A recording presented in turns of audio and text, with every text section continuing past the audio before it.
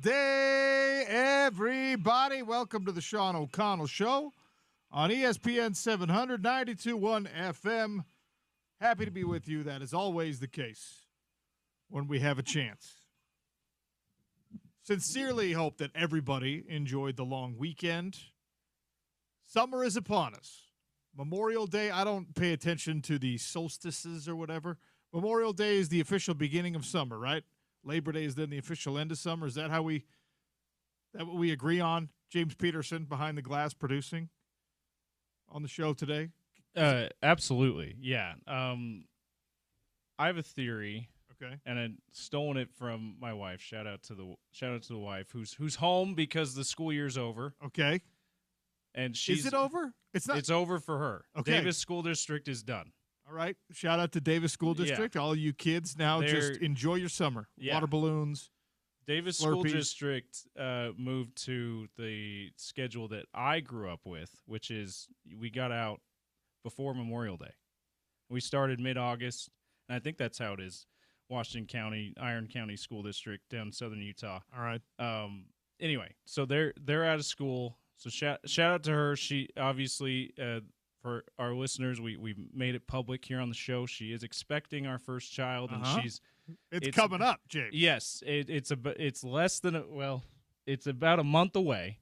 So we're 4 weeks away from the due date. We'll see if he comes early or not. But we're as ready as we possibly can be for it. But she's been a champ, just literally counting down the days till she does not have to go to work, and she can just be home and pregnant and nesting and all the stuff that she needs, that she feels like she needs to do and that she does need to do at home. So anyway, her theory is for summer and winter that the solstices and the equinoxes, I guess fall and spring too, are actually the middle of the season, not the beginning of the season. That's like the peak of the season? Yeah. Okay. All right. Which, when she explained it to me, why she thinks that way, I'm like, that's makes total sense. It feels like we are counting the start of the seasons wrong, because the weather in places that have 4 seasons, like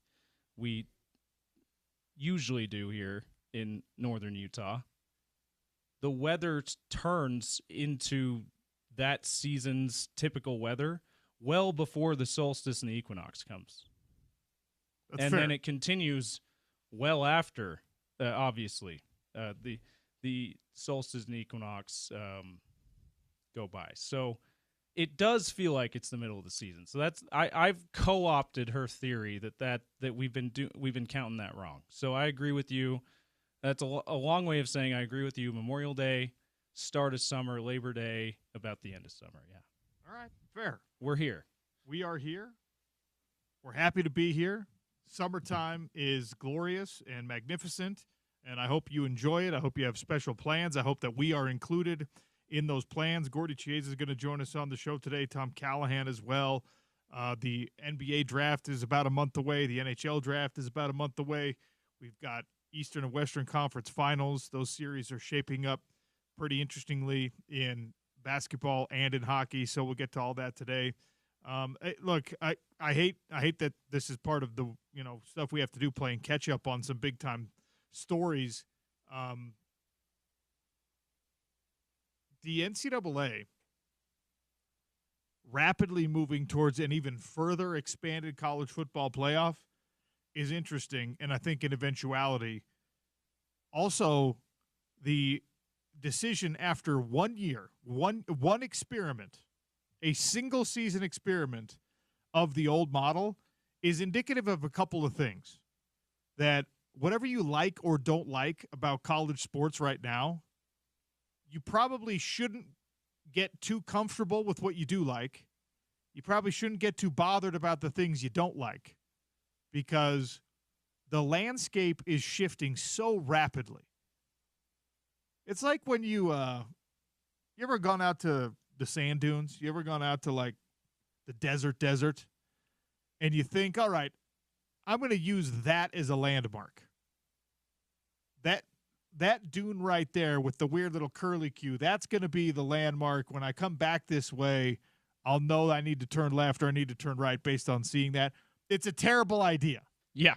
Because it's not going to stay the same. Landscapes change quickly in the deep desert and sand dunes areas. And more landscapes, or certain landscapes change more than other landscapes. And the college football landscape, basketball as well, but we're closer to football season than basketball season, is shifting sands right now. You're Aladdin on a magic carpet, and you're hoping that the genie can guide you through. I'm trying to find a good analogy here, but it's just insanity. Coming up on the Cave of Wonders. Yes. Who disturbs my slumber? I mean, you know exactly what's going on. You can be the diamond in the rough, but find the diamond in the rough. Don't get yourself too attached to one way or another. Don't dig in on your anger. Don't dig in on your happiness over anything that's happening in the college football landscape right now. One time, you as a Big 12 champion, as a highest rated group of 5 champion, had a first round bye. One time. After a century of doing things a certain way, television contracts got a little bit bigger. We started to alter that model. People didn't like the poll-based ranking, so they added a computer-based ranking into it. We called that the BCS. And then the BCS, people are like, this isn't a great system either. And so, 20 or 30 or whatever years on, and here we are. We're doing 1-year experiments of the new mentality, the new shape of college sports. We had 1 year where surprise Big 12 champion Arizona State gets a first-round bye. We had a 1-year experiment where the upstart Boise State, with Michael Myers as their running back with the straight upright stance, Ashton Genty, who is being told not to run that way anymore, that guy and Boise State got one chance at a first-round bye. And guess what? It didn't end up being an advantage, the advantage that I thought it was going to be. The teams with the first-round byes in the college football playoff showed a little bit more rust than rest in some cases, and we got an Ohio State team as the eventual champion who had to go through all rounds. They didn't get the first-round bye. Yeah, you were adamant. I was not adamant, James. I was certain. Yeah. I was like, the rest was going to help. Yeah. That I was like, look, it's going to be 40 years before we get a team that has to play first week of the playoff, second week of the playoff, third week of the playoff championship. Four games against top 12 teams.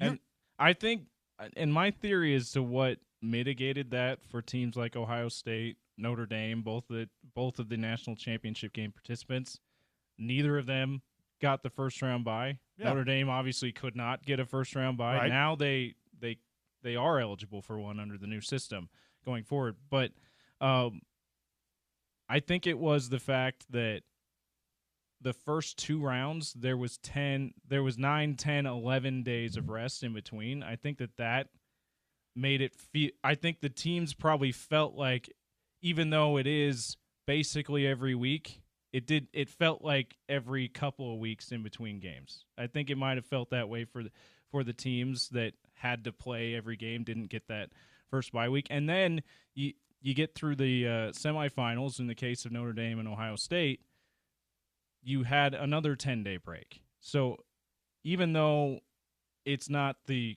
3-week break or 3-4 week break that the top 4 teams got for getting the first round bye before they started playing, they weren't playing every 6 and 7 days. They're at the very least until the quarterfinals, between the quarterfinals and semifinals, it was a 9-day break. And I think that's obviously significantly longer than during the season. So I feel like that probably helped them stay rested throughout. You're probably right. I was just knowing the attrition that every team, even lucky teams, even really good teams, face in a normal college football season, which, remember, You used to be able to win a national championship at like 14-0, 13-1, right? Now you got to play 17 or 18 games to get to a national championship. I thought for sure. I guess you could play 16, but I thought for sure. It was like, come on, guys. That's an unrealistic expectation that you're going to have someone who's probably playing in a conference championship game, and then they're going to have to play 4 playoff games in order to get to a national championship game. It's unrealistic, and I was wrong about that. It's just they figured it out. Teams with depth figured it out. Teams with good luck, like Ohio State and Notre Dame, they figured it out. And I guess Ohio State was a little bit more lucky down the stretch with their injuries.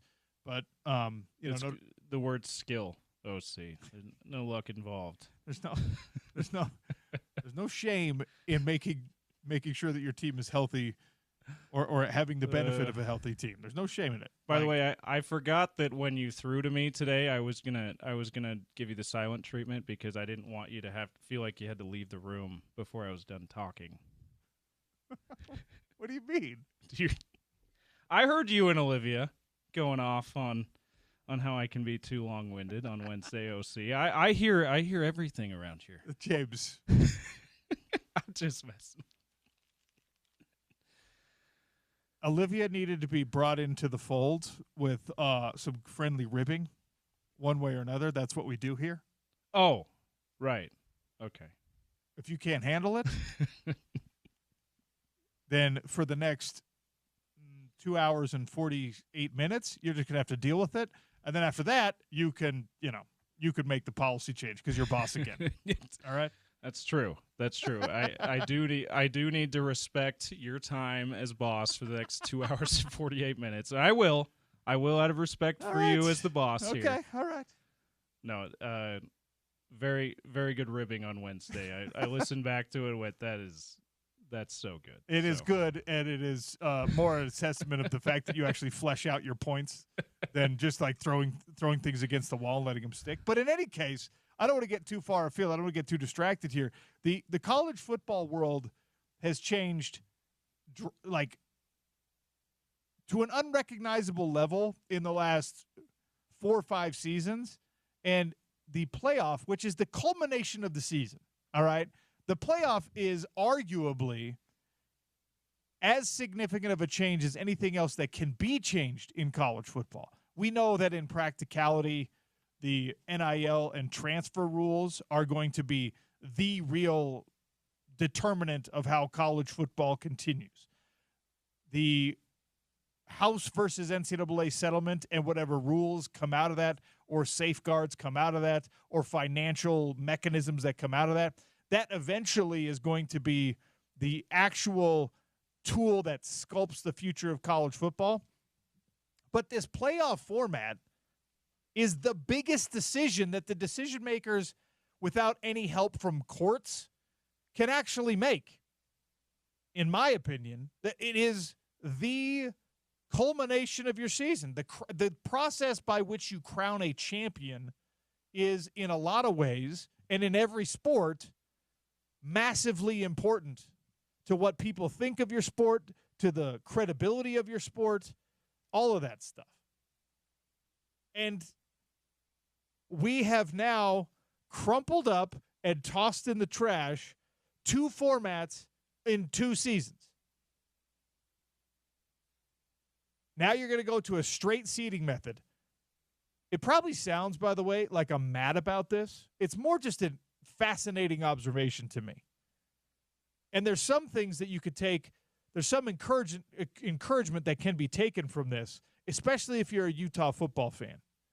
Because in a overall landscape of college football, where the only constant is change, it probably should be encouraging to us that rapid change and rapid recovery from a bad year is very much a possibility. Now, you got to prove it. You got to show me that there are wide receivers on this team. You got to eventually go out and play and make me believe that the optimism I have over what this offense can be and what Devin Dampier can be and all that stuff, and what 2 NFL tackles on the same offensive line and a bunch of experienced guys between them. Like, I think that can be really, really good. But you got to show it, and that's the case for every team in all of college football. But the idea that, oh, man, things are not going well right now. You don't have to get married to that idea. And by the way, on the positive side, what do? We're the prisoner of the moment. This is always the case, and especially in the Big 12 conference where the perennial powers are gone, where the blue bloods are gone. They jumped ship and they headed to the SEC, and Oklahoma State and Utah thought this was going to be – Utah thought they were going to backfill, and BYU thought that they were going to backfill and be like, we'll be the new blue bloods of this conference. BYU had a great year last year. Utah did not. And Arizona State went and just said, good job, everybody. Nice progress. We're proud of you. But Arizona State is here right now. And we're prisoners of the moment, so there's this idea that Arizona State is going to do it again. There's this idea that, well, look what they've got going on right now. Arizona State has an elite wide receiver. Arizona State has a quarterback that a lot of people think will be among like the top 10 or the top 15 in the country this year. Arizona State has, and then you start going, oh, wait, what else do they have? Well, they got some experience coming back on that defense, but there wasn't anyone overly spectacular on that defense. And you go, Arizona State's got one of the best offensive. Oh. Do they, though? We're not sure whether Arizona State has one of the best offensive lines in the conference. Arizona State has a running back who's going to get you that first down yardage every single – oh, no, that was last year they had that guy. And the year before that they had that guy. That guy's off to the NFL right now. So, yes, even the positivity, even the BYUs and the Arizona States and the Texas Techs, who on paper look like, oh, my gosh, you still got to go out and prove it. And weirdly enough, in the grand landscape of college football – you kind of, when we thought we had all these great ideas, I did at least, thinking like, oh, that's cool, man. Highest ranked conference champions get a first round bye that keeps value in the regular season, that makes sure that the entire country is involved. You're rewarding conference play even for the Big 12. You're probably now opening up the possibility for like an ACC and a Big 12 to be 2-team leagues, et cetera, et cetera. I thought, hey, this new expanded college football playoff format with 12 teams, it's going to be awesome. And now everyone, it's the old cartoon trope where everyone's writing ideas on blank pieces of paper, and then they crumple them up and they throw them in the wastebasket. Inevitably, it's a wire wastebasket, James. Yeah. And it's full, and there's like 1,000 crumpled up papers around it. We're doing that with the most significant changes possible in college football, at least that don't require government legislation and billable hours for all these attorneys. It's so fascinating. Good in some ways, and I think slippery slope and maybe dangerous in other ways. But now we're back to a situation where I think that the Big 12 moving forward is a one-bid league. Until we have a 16-team format, which, of course, Big Ten and SEC are trying to adopt right now to maximize how many of their teams get in, and they want to do automatic bids and they want to do guaranteed bids. Until that comes to fruition, and maybe I don't have to worry about this, again, don't get too attached to the things you don't like and don't get too attached to the things that you do in college sports right now. Like a straight seeding model, you're telling me that there's going to be 2 Big 12 teams that are at the top 12? No, it's not going to happen. The only way that happens is if you get 2 undefeated teams playing each other in the conference championship game, which probably is not going to 2 undefeated, not going to happen anytime soon, probably. Or an undefeated even versus a 1-loss, and then the 1-loss team wins. Yeah, you know what I mean? You get you get a 1-loss runner-up and an undefeated champion, or 2 1-loss champion, 1-loss runner-up. Those are the only scenarios I can envision the Big 12 and the ACC getting multiple teams. And the ACC probably has a better chance of getting multiple teams than the Big 12 because they've got bigger national brands. It's been a long time since Miami has made good on that national brand, but they're still a national brand because of the tradition they established 30 and 40 years ago. You've got them. You've got Clemson, who is a new blood that's won a couple of national championships in the last 10 years, but went to the playoff last year. Like, Big 12 doesn't even you can't nationally, you can't point to that. In the ACC, you at least can do that. And I didn't even mention Florida State. So they got 3 that they're going to get more of the benefit of the doubt than anyone in the Big 12 conference. So they have to earn it by either being 2 one-loss teams or an undefeated and one-loss team. If you go by the final college football playoff rankings before the games themselves were actually played, right? You would have, this is from 2024, you would have Boise State in. They were the number 9 team in the country overall. They would have been in. SMU in. Arizona State in. The SEC would have had Georgia, Texas, Tennessee, Alabama. All right. The Big Ten would have had Oregon, Penn State, Ohio State, Indiana, and Notre Dame would have been in. So Clemson would have been in too. I don't know if you mentioned Clemson because they were the ACC champion. Yes. But yeah. So wait, excuse me. Because did you have SMU as the ACC champion? Well, I went with this was the final college football playoff ranking. Oh, okay. So this was so Clemson, not SMU. But the point stands. Yeah. This is a one bid league for the ACC. This is a one bid league for the Big 12, and that's just the reality of it. Your conference champion gets in. That automatic bid is still there. Conference champions in the Power 4 are still going to get in. It's a straight seeding beyond that. Big 12 is a one-bid league. The most optimistic projection I have for a league with the parity that we expect in the Big 12 this year is a BYU Utah Conference Championship game, undefeated versus one loss or one loss versus one loss. It's just not a reality, okay? Arizona State's going to be tough. Texas Tech's going to be tough. Kansas State is a tough out for everybody. Oklahoma State is not going to stay down forever. Colorado is still going to have athletes.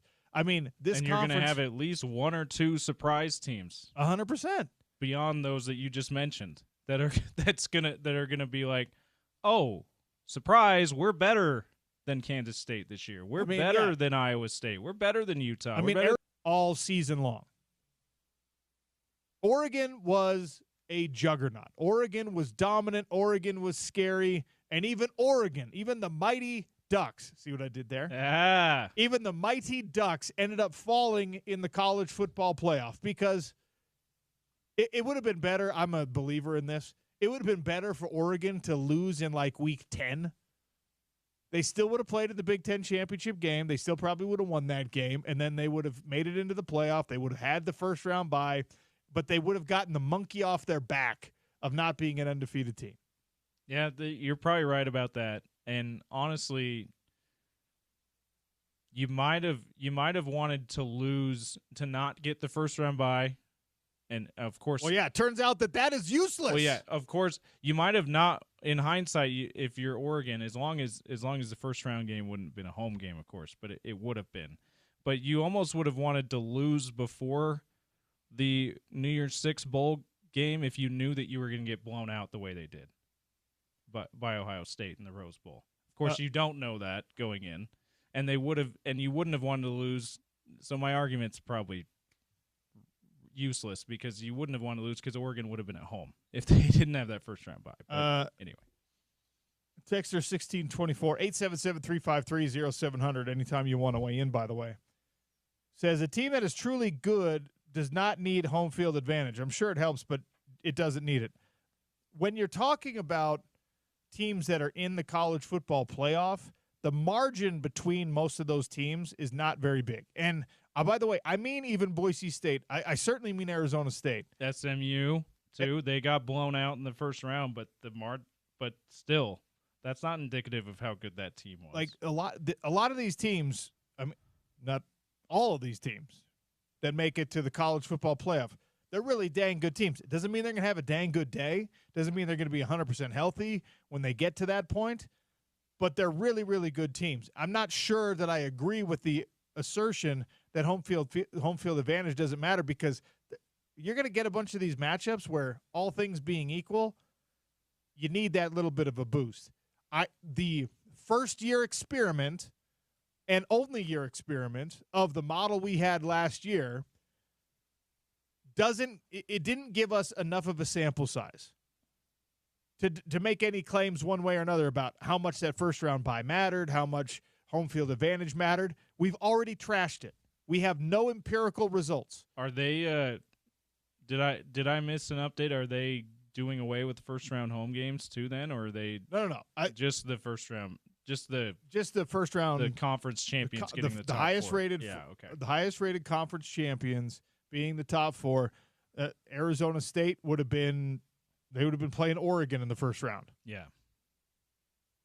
Which, I mean, I guess at the end of the day, it's just a first round game instead of a second round game, but it is your first playoff game. I don't know. The main takeaway for me with this change being adopted, and I know it's old news for some of you, but I haven't been on the air since this thing became official, that I'm just going to back off my reaction to any proposed change or any implemented change in college sports. Let me see if it actually sticks before I get up in arms one way or another, before I celebrate it or before I deride it too much. Because it might just be a one-year sample. And I don't love that. I don't love wasting a year, so to speak, on anything. But if at the end of the day, it means that you get the product right if you get a better version of college football. And what we're headed toward, I'm not so sure is a better version of college football. With the SEC and the Big Ten calling all the shots for everyone else. They probably feel like it's a better version of college football because they're the ones who get all the money, and that leads to them getting all the coaches, and that leads to them getting all the players, and that leads to them getting all the championships. But if we're realistic with ourselves, that's not that different than it's been the last 50 years, 100 years. So we'll see how it plays out. But I'm not going to get too up in arms. And also, takeaway 1B is that you got to get out of the Big 12. If you're Utah and you're BYU, you got to hope for this model of college football to eventually be taken over by the super conference model, and you end up on the right side of that thing. Because right now, the Big 12 and the ACC are one-bid leagues. And the ACC has a better chance of being a two-bid league than the Big 12 does, because the ACC's got Clemson. The ACC's got the Notre Dame link. The ACC has Miami.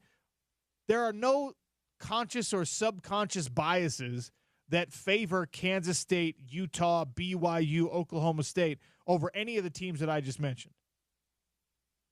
North Carolina might get more love than you. Not because of football, but because North Carolina is just a bigger brand. You know how gross that is? Syracuse. People know more about Syracuse nationally than they know about Utah and BYU in some cases. Not because of football, but just because, like, I know where Syracuse is. I know what their team is called. I know a couple NFL players from there. It's gross. You got to get out. We got to take a break. Gordy Chase is going to join us next. I want to remind you that today and every day, the Sean O'Connell Show is brought to you by friends over at Les Schwab Tires. They've got tires, they got wheels, they've got accessories. They have whatever you need for whatever it is you drive. Stop by your Les Schwab today. Pros there are going to get the job done right for you the very first time. Gordy Chiesa next on the Sean O'Connell Show. It's ESPN 700, 92.1 FM.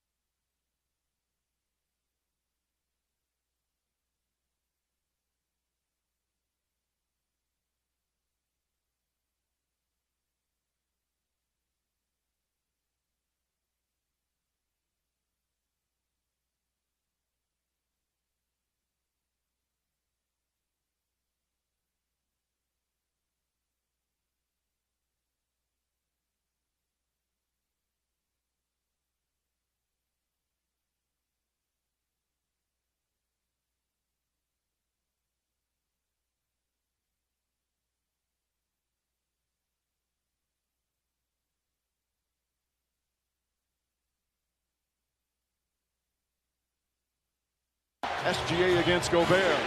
Shot clock at 7, drives, pulls back, drives again, stops, falls down, gets it to Williams, three-pointer. It's good. Jalen Williams with a big bucket.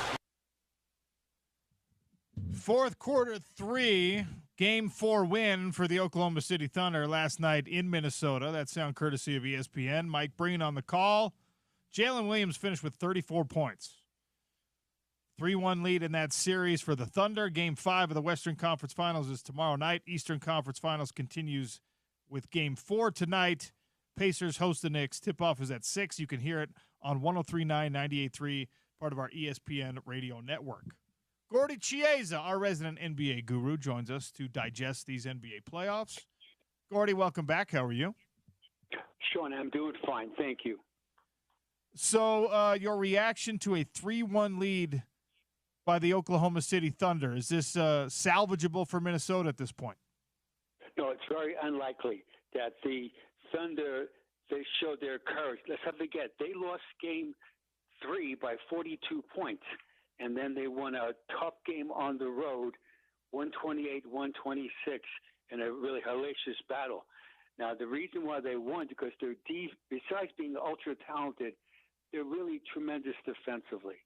So think about the T-Wolves, how they feel today, that they lost a 2-point game at home, and they committed 23 turnovers during that game, and including 13 steals by the Thunder. And add to that, they gave up 19 offensive rebounds to T-Wolves. So as we're praising the Thunder for the gritty victory, that the T-Wolves are really remorseful right now, how they let it again go away from them. I mean, you've been in the locker room for all kinds of these situations. What's the difference in conversation and in feeling when you just get beat, you know, like they've got a MVP on the other side. Maybe he has a great night, and SGA did, but when you give a game away versus when a game is taken away from you, how different is it for teams to process? It's devastating to the team because they know that we might never pass this road again. And they know it, that it's very fragile. And that usually speaking, every team will change parts of their roster. And so in their world, the T-Wolves, Sean, it's possible that those same 12 players will never be together ever in their lifetime in one setting, meaning the locker room. So they know it, that it's a falling away from them. Now, if they resurrect, they have to play unbelievable defense on the road. They've got to protect the ball, and they've got to battle on the boards. What happens with Shai Gilgeous-Alexander, he's such an incredible penetrator. It forces the help defense to rotate up early and try to get an angle on him. Sometimes they're late getting there, where the shot was in the air. That creates a mismatch rebound on the boards.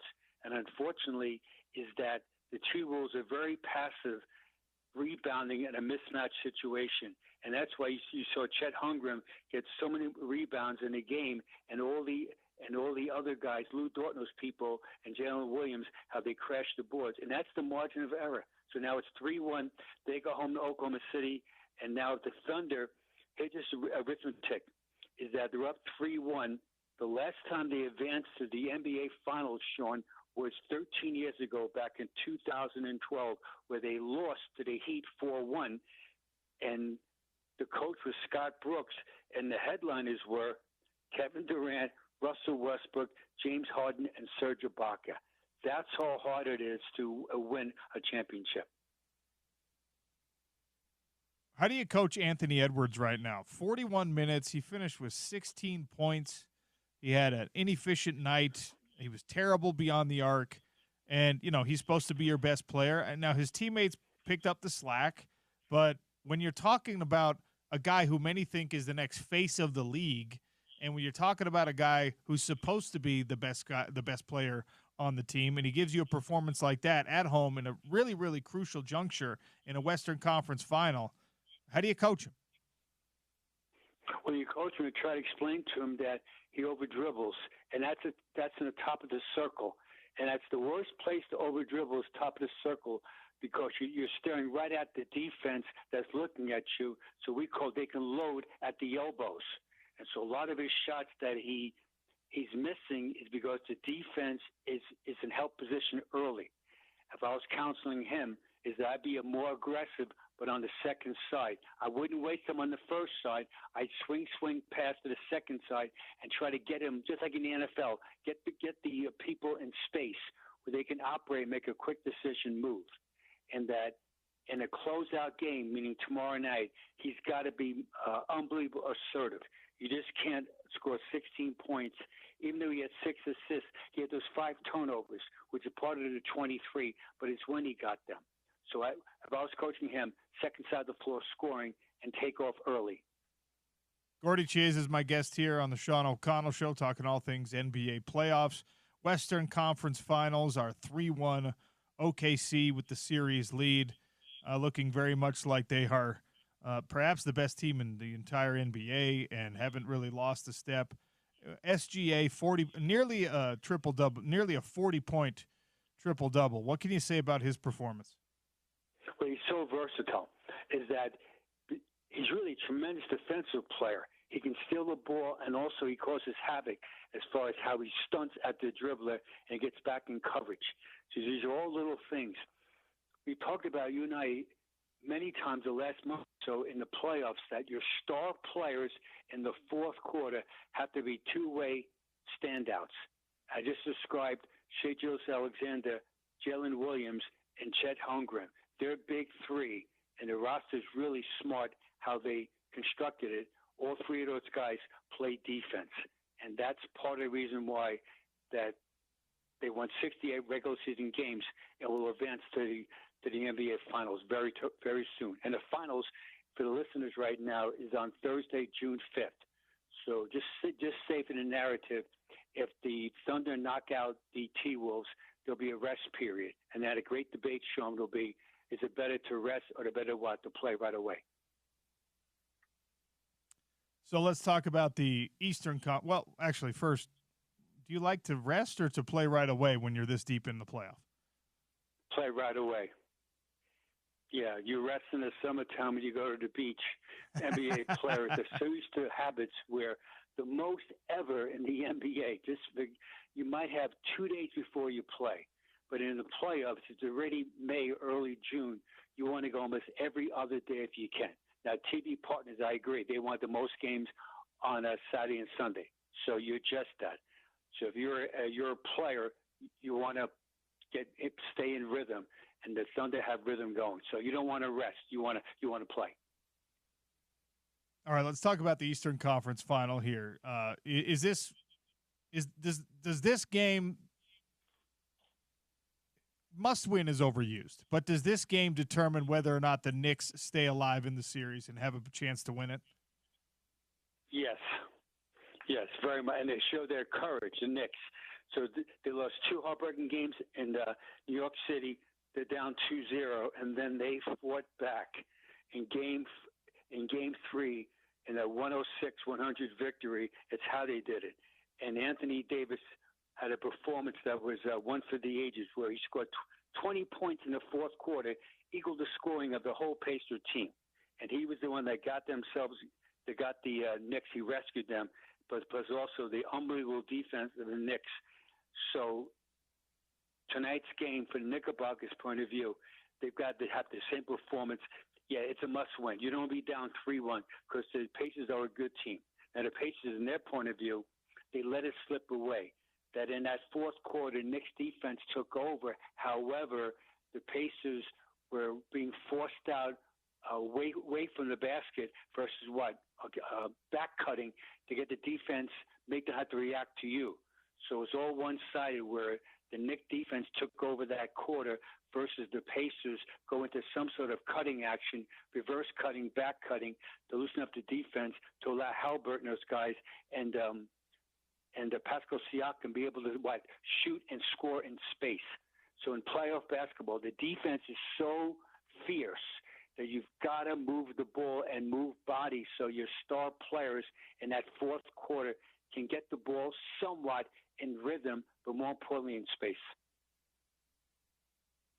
And we talk about the stars and, the ones who've emerged, the ones who've really established themselves even further in this playoff. How do you grade Jalen Brunson and what he's done for the Knicks? Remember, I always think about, I will forever think about Jalen Brunson taking less money, trying to, build this level of competitive roster for the New York Knicks. And, that's all great, but you got to go out there. You got to lead this team. You got to play. I know he's got, at least among the other starters, he's got, a Batman, a Robin. He's got an Alfred maybe, but he's the guy. He's got to be the guy. Has he carried the load appropriately in this series, you think?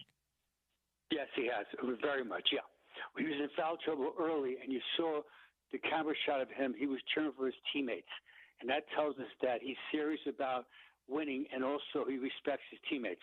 So in this series, he's averaging 34 points a game, 5.7 assists, and 48.6 field goal percentage. But it looks ugly because of his three-point shooting, only 30%. So he's done a good job as far as scoring the ball.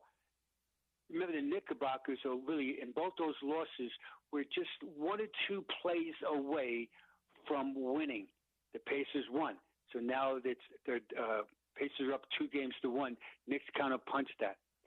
I like also Knickerbockers as far as how they rebound the ball. So Mitchell Robinson started last game. He does a wonderful job of crashing the boards, and the Pacers really don't match up well with him. So they've got to be more physical and get to his body early to drive him off the boards. And then Josh Hart is averaging 9.7 rebounds per game at 6'5.5". So again, the mid-sized guys for the Knickerbockers, meaning Hart, has really played well. So the Pacers have to counterpunch that by being more physical and being positioned early, and to be the attacker, the aggressor, versus be the person that's passive, going to the glass. All right, there's the basketball storylines, and then there's the soap opera storylines, and the Pacers have one. And Tyrese Halliburton's dad is now going to be allowed back in the games and watch his son in person. Does this affect anything at all? No, it does not. No, not at all. No, and the players know that. At this deep in the playoffs, you don't care who's in the building, and that you want to win. So the answer is no, absolutely not. That's just more for all the media and for the fans and for all the social platforms to talk about it. So Tyrese Halliburton, he's professional. I'm sure he loves his dad. However, he loves winning just as much, if not more, at this present time, as far as trying to advance to the NBA Finals. Before we let you go, Gordy, what's your list today? All right, list today is, let's talk about Jazz basketball for a second as far as playoffs. My list today is the Utah Jazz franchise leaders in career playoff points. So the top 10 Utah Jazz career leaders in most points scored in the playoffs, cumulative. Number 10, Adrian Dantley scored 607 points. Number 9, ironically, Rudy Gobert scored 657 tallies. Number 8, Carlos Boozer, 892. Number 7, our colleague Phil Bailey scored 929 points. Number 6, Darren Williams scored 930 points. Number 5 all time, Brian Russell scored 1,035 playoff points. And add to that, Sean, he was vastly underrated, Brian Russell, as far as him making key shots and just all-around play. Number 4, Donovan Mitchell scored in Jazz uniform in the playoffs 1,185 points, which comes to 28.3 points per game in 59 playoff games. Number 3, Jeff Hornacek scored 1,389 in 100 playoff games. Number 2 all-star time, John Stockton scored 2,436 points in 182 playoff games, and the number 1 Jazz scorer in the history of the franchise as far as career points is Karl Malone. Karl scored 4,519 points, which comes to 26.3 points per game. And add to that, oh, by the way, everyone's trying to stop doing it. When Karl played in every playoff game in his lifetime, the opposing team's scouting report was all geared to try to stop him and try to be more physical than him, and he responded to the challenge 95% of the time. Unbelievable. That's my list. Love the list. Love talking to you every time we get a chance to, Gordy. We'll chat again on Thursday. Thank you, sir. Thanks, Sean. Peace out. Stay well. Gordy Chiesa, our resident NBA guru, longtime Utah Jazz assistant, longtime NBA assistant, and still as close to the game as he ever was, although the role now, we get to benefit a little bit more from it. Take a quick one here, come back with the hot lunch. Oddly enough, this past weekend, Memorial Day weekend, the Stanley Cup playoffs, Western and Eastern Conference semifinals, they were not, finals, Western and Eastern Conference finals, not even the most important hockey games being played, at least not from the Mammoth perspective. We'll get to that next on the Sean O'Connell Show, ESPN 700, 92.1 FM.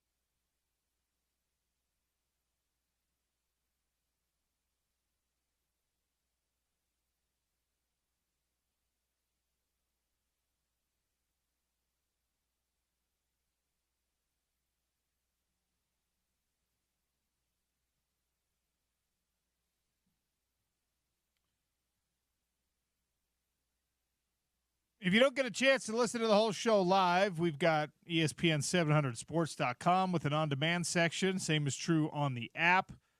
It's free, by the way, on your preferred app store. Smart speakers have got us. You can watch us on YouTube. Lots of ways to take in the show. We're giving away golf to Soldier Hollow today. That's coming up in Topical Trivia. The Festival of Tees is powered by the Utah Golf Association and Mountain America Credit Union. Scott Mitchell gives away golf. We give away golf. And, of course, Spence Checketts on the Drive gives away golf. James, what's the best purchase you've ever made at a holiday weekend sale? You know, there's always, like, Memorial Day weekend sales. Yeah. And I know that that's not what the weekend is about. But consumerism in the United States leans really into these long weekends. A lot of furniture and mattress sales in particular. You got, I think, cars, used car lots will run like specials. Yeah, I think it's probably, I can't remember in particular because I don't, as to what you just said, I don't just go to sales on those long weekends normally. So it's every few years at the most that I will indulge in that. It was probably a furniture, maybe one of our couches that we still have. I don't know how many years ago. I think it was probably that's probably the most notable purchase I've made on one of those sales. Yeah, I think the couch is probably going to be. Also, you get a good barbecue deal. You get like a good barbecue grill. That's true, and it could have been our barbecue too because your boy's anniversary is the 30th. Oh, really? So it sometimes it's on Memorial Day weekend, and that was one of the anniversary presents from my wife. Do we have any big plans for the anniversary coming up in 3 days here, James? We do have big plans, so it should be fun. Okay, that's awesome. I'm glad you have big plans because this is the final anniversary before baby comes. It's true. So final anniversary of freedom, if you will, right? Of just you as a couple. Wow, that's actually significant. That's fascinating. It'll be a lot of fun. Sometimes I try to make it a big deal. I fail, as a lot of men do, James, lot of times. But I try to make a big deal. Sometimes we end up doing a trip that's like sometime in June because that works out better for everybody. But we've done that in past years and called that our anniversary trip. This year we're gonna try to do it on the anniversary because it does fall on a Friday, so that helps. Beautiful. Yeah. I love that. That's great. And by the way, James is you have a general thoughtful disposition, so I'm sure that your gift giving and your celebration of things like anniversaries, Mother's Days, I'm sure that you're better than most people. I wish I could say that's the case for most years. My wife would say you have a thoughtful disposition for sports things. Right. Unfortunately, it doesn't always translate to other things. But now this will be our 12th anniversary, so I like to say I've grown in that regard over these past 12 years. What's the hold on traditional? Sorry, 11th anniversary. It'll be our 11th anniversary. Do you know what you're supposed to be getting? What material your gift is supposed to be made of? I have not kept track of that. And that, like, we did that the first year. That's paper, right? Something like that, yeah. Because it's supposed to represent how you don't have a lot of newlyweds don't have much money, right? So it's homemade paper. I haven't kept track of that. That's my wife wanted to. She'll tell me when she wants to do that. She doesn't. It's not an every year thing. She'll be like, I want to follow the thing this year. So this year, keep in mind it's this. All right. So she's good about doing that. All right. I like that. I don't see one even for 11th year. I think it goes 10 and then 15 and then 20. Yeah, that would make sense. Every 5 years. Yeah. But does it have one? Is there one special theme for every year, like 1 to 10? Yeah, there is. Oh, okay. I did not realize there is. that. Yeah, it's wild. Okay, wait, nope, I lied. Okay, I just was looking at the wrong list here. Anniversary gifts by year. The traditional 11-year anniversary gift. Thank you very much to all of the stores and companies out there that have made. There's the traditional gift, and then there's the modern ones. Oh, okay. Have you seen these? So now we have to buy two. then, okay? I gotta follow the modern and the traditional. It's so annoying, by the way, because they're just like, we're going to do traditional and we're going to do modern. And the traditional is going to be reasonable, and the modern is just going to be a much more expensive gift. It's like, Right. just leave it alone. Can we do grievances today, OC? Yeah, Gosh. we should. So let's see. The 11th Traditional and anniversary, modern. you're supposed to, the traditional gift is made of steel. Okay. Oh, that's easy. You just take your shirt off, abs of steel, baby. What's up? You're welcome. The practical thing though that my mind went to is like a new kitchen appliance. Yeah, Some steel. Stainless steel. Okay. Steel. Right? Okay. Love you very much, honey. Got you a new fridge. Our dishwasher is awful. Got you a new maybe, dishwasher. Maybe I James. need to get a stainless steel Boom. dishwasher. Let's go, dude. The modern gift, fashion jewelry. Oh, thank you very much, modern stores Fashion and companies. jewelry as opposed to You know, other expensive jewelry. Okay. so 10-year, tin Yeah. or aluminum, I'm sure you remember, Oh, yeah. was the traditional. Guess what the modern is on the 10-year? Diamonds. Thanks a lot, modern tradition. Wait, there's already a diamond anniversary that's 75. We got to do Dude, diamonds at 10 It's too? ridiculous. The modern ones have diamonds at, let's see, diamonds at 10, diamonds at 30, Oh, diamonds, so we're recycling themes now. diamonds at 60, diamonds at so 75. clever, whoever came up with this. How many diamond anniversaries do you need? Modern gifts. Anyway, No, those are the only ones I knew, by the way. The ones that are every quarter century, right? Yeah. The 25 silver, 50 is gold, 75 is diamond, and then no way they've come up with 100, right? Even though no one has ever hit that. no, I don't think anyone's ever celebrated Someone 100th someone anniversary. should just be like, if you get to 100, You have to buy a planet. That's their traditional gift. I'm coming up on an anniversary also. Moses bought Sarah a planet. Wool and copper is the milestone that we're coming up on. That's All right. easy. Yeah. Just get a really itchy sweater for a June With anniversary. a penny in the pocket. Yes, perfect. All right, I've a wasted very a lot rare of time. penny in the pocket. I've wasted a lot of time, so we're going to take a break here. When we come back, we do have to talk about, for the first time since 1933, we are the champions, my friend. I'm not going to keep singing, but we are going to talk about it next. Sean O'Connell Show, ESPN 700, 92.1 FM.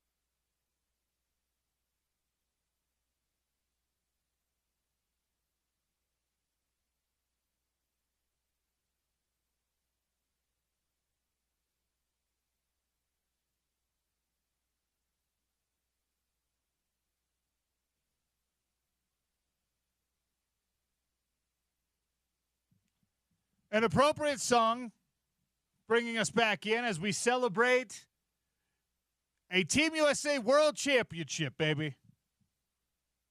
IIHF Championship. First time since 1933 that the United States has won a gold medal in the Hockey World Championships. 4 Utah Mammoth were heavily involved with this one. Clayton Keller was your Team USA captain. Logan Cooley was involved in the fast break that ended up winning the game. The assist on the game winner, yeah. I mean, he led the team in points through the tournament. Cooley did. This is promising stuff from a USA perspective, from a Mammoth perspective. This is promising for Clayton Keller to be featured on Team USA or to at least make the team for Team USA with the upcoming Olympics. James is going to go to those. He's going to be our special correspondent in Milan, Italy. Well, yeah. Milano Cortina. Why would I not miss? Why would I miss out on an opportunity to go to Italy? Yeah, absolutely. Well, actually, we're going to do a full 2 weeks of shows there. Yeah. We got clearance already. We did.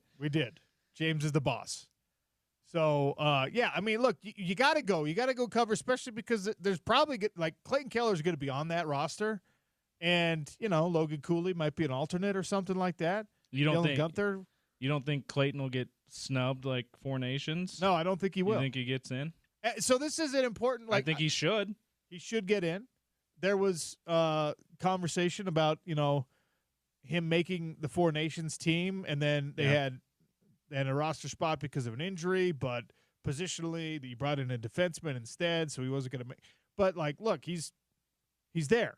Yeah. He played well. He had 10 points in this tournament. Yeah. So Logan Cooley led the Mammoth, led Team USA and the Mammoth representatives in points with 12, but Clayton Keller had 10 right behind him. Yeah. So both top 20 in points. Cooley was top 10 in points for the tournament. So just awesome to see this happen for Team USA on Memorial Day weekend. Awesome to see the Mammoth involvement in it, and it was like a Mammoth win. There was Mammoth win for the country. USA. That's one small step for I can't do it. For Mammoth. One small step for a mammoth. Mankind. One giant leap for mammoth. I don't know. In any case, it's just encouraging. It's fun. This is one of those things, though, where, and we'll talk with Tom Callahan about it, how do you use it to propel yourself forward? As a nation, hockey-wise, you were so close in Four Nations, right? If it wasn't for stupid Connor McDavid, who's still active and will be playing tonight in Western Conference Finals against so Dallas. Stupid good. He's so stupid good. Overtime goal for him. Oh, my gosh. Beats you in Four Nations Challenge, right? The way he just zooms – zoom is the word. Zooms past everyone when he has the puck and when he's handling the puck on a breakaway. He could have the whole other team in front of him, and he'll still find a way to get a shot on goal. Here's what I need to know about I don't know if there's a good way to test this.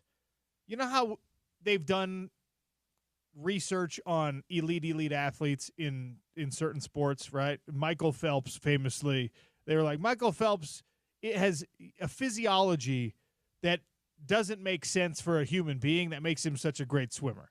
He's like double-jointed shoulders, and his feet are bigger. They're like fins, whatever. Yeah. Got webbed toes. Who knows, right? I want to know if Connor McDavid has some advanced peripheral vision.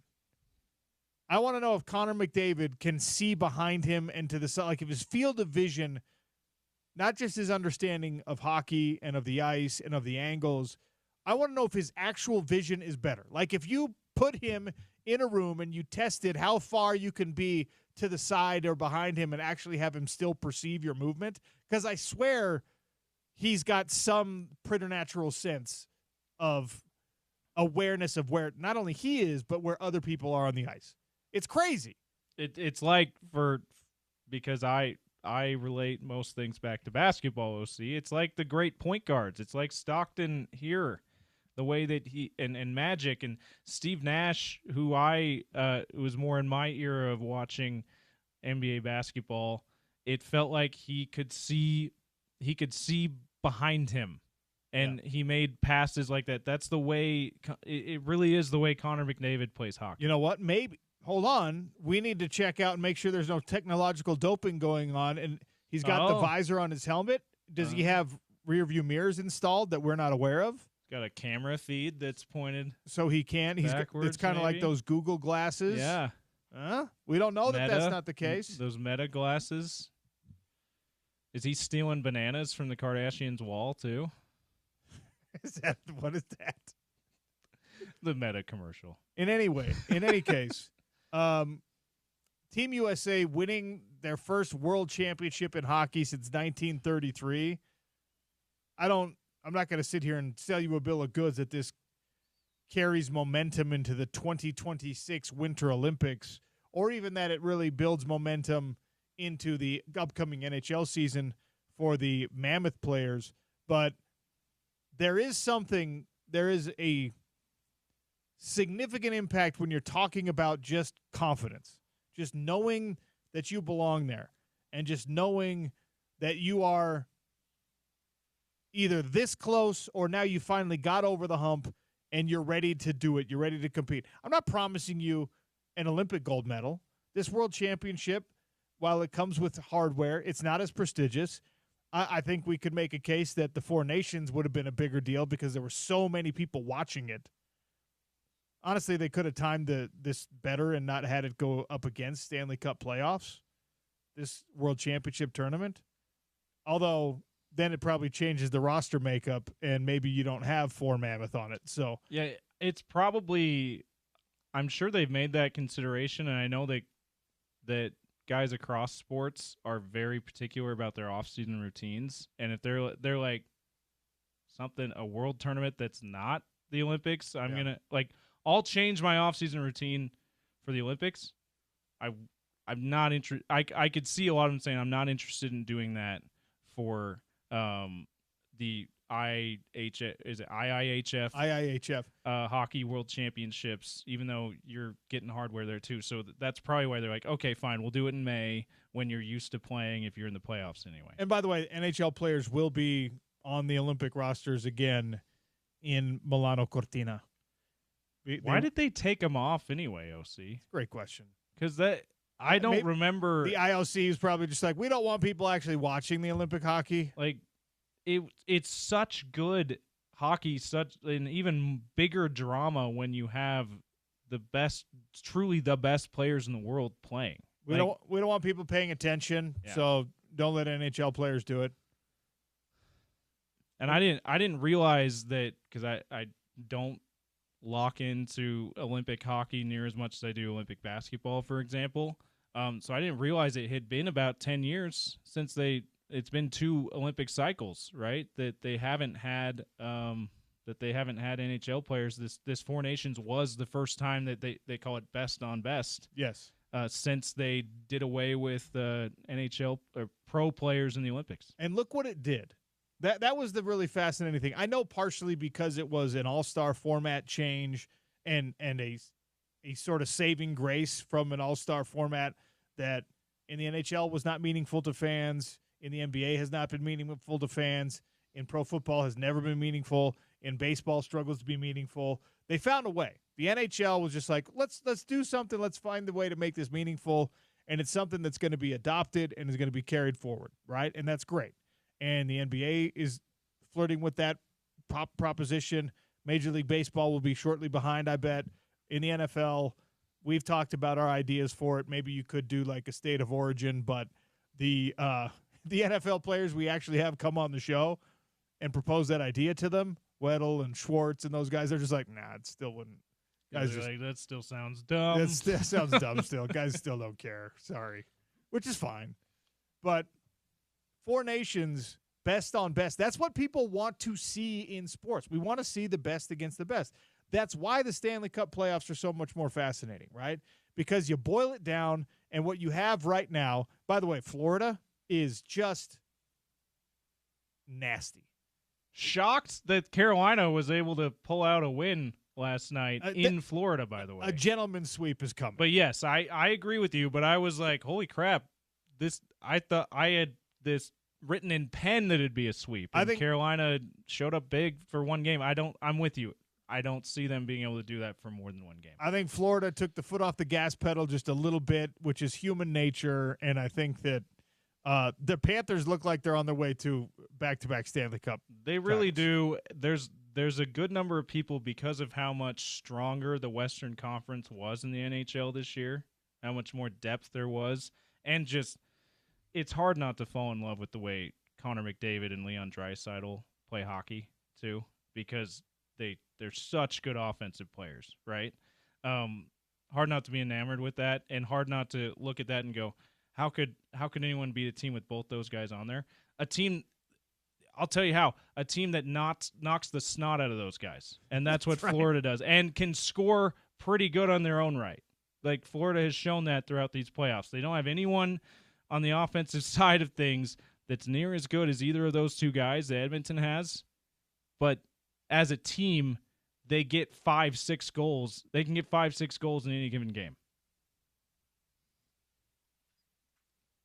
The Memorial Day weekend and Team USA winning a gold. It's a patriotic mix. Yeah. Okay. What is the most patriotism-inducing movie for James Peterson? 877-353-0700. What movie that you watch gets you feeling most patriotic? So there's two that come to mind first. Okay. And it's probably a tie. Independence Day. Yeah. Which is the world against the aliens, but for some reason is it really the world against the aliens though? Or is it an American movie? Yeah. Is it the Bonneville Salt Flats? Woo! And Will Smith. We will not go quietly into the night. How great is that speech? It's such a good speech. It's so Phil Pullman. It's so disconnected, where it's just like this blockbuster, special effects heavy, just insane. And then there's just one speech that's like, oh, there's actually great Hollywood writing right there. Yes, that's amazing. Yeah, that's a good one. Okay, so there's that one. Day. The other one is Rocky IV. Okay. Yes. Oh, hell yes, Jim. Those are excellent picks. Those are the two. All right. Ryan came in on Twitter, says, well, it's Miracle. Miracle's great, too. Independence Day. Not tonight. That's another great speech. Although, was that verbatim? Did they just was that written for Hollywood, or was that actually the speech delivered in the dressing room? I'm actually not sure. Maybe our texter knows. They can clarify that with us. I can look it up, too. My guy, Sika. Saving Private Ryan. It's hard to beat Saving Private Ryan. Any of those great war movies, you obviously cannot come out of watching those without feeling patriotic. Absolutely. This is wonderful from Jeremy Schneider on Twitter. Armageddon. Oh, Armageddon. Yes. I think it's a 3-way tie for me. I didn't even thank you for reminding me of Armageddon. Yeah. Again, the world getting saved, but it's America doing the saving by a bunch of roughneck oil drillers. And what's this? A plastic ice cream scoop? Yeah, the heroism of Bruce Willis really gets you feeling patriotic. Yeah, for me, Saving Private Ryan, I think, probably takes the cake. There's a lot of really good ones. You can't watch Top Gun without feeling patriotic. Feels like cheating to say Saving Private Ryan, because that's obviously intended to be a patriotic movie. Some of these other ones are not necessarily intended to, but they make you feel it Miracle's anyway. Not intended to be a patriotic movie. Come on. That movie, they're just like, we need some propaganda for people to love America again. Yeah. What should we do? Remember when we beat those damn Soviets? With a bunch of upstart college kids? Yes, make it a movie. Guilty pleasure, patriotic feeling movie, inducing movie, D2 Mighty Ducks. Let's go. Yes. Interestingly enough, 2 hockey movies making the top 5 here. All right, which is very much in keeping with the theme of the weekend. The Bash Brothers, come on now. Yeah. So the wife and I did see a movie this weekend because, all the travel, you got to sometimes be like, all right, let's go on a little date. Yeah. All right.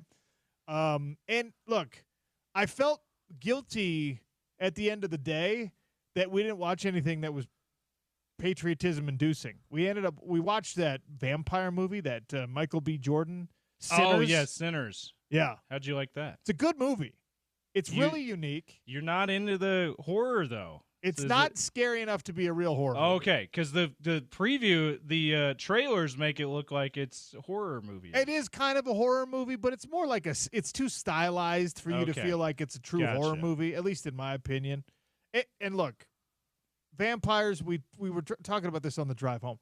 Vampires are one of the most overdone tropes in entertainment. Really are. Books, comic books, There's some movies, costumes, movies, freaking TV shows. There's too many. Yeah, not to say that there haven't been some like masterpieces done with vampires. Exactly. It is still overdone. But here's the thing: like if you're in 2025 and you're putting out kind of a fresh take, a unique, cool version of a vampire, that makes me appreciate it even more, because it's like harder now to impress me with vampires than it would have been, 50 years ago. There's just too much vampire. But this one, I think it's Ryan Coogler who did the movie. I think the Black Panther guy.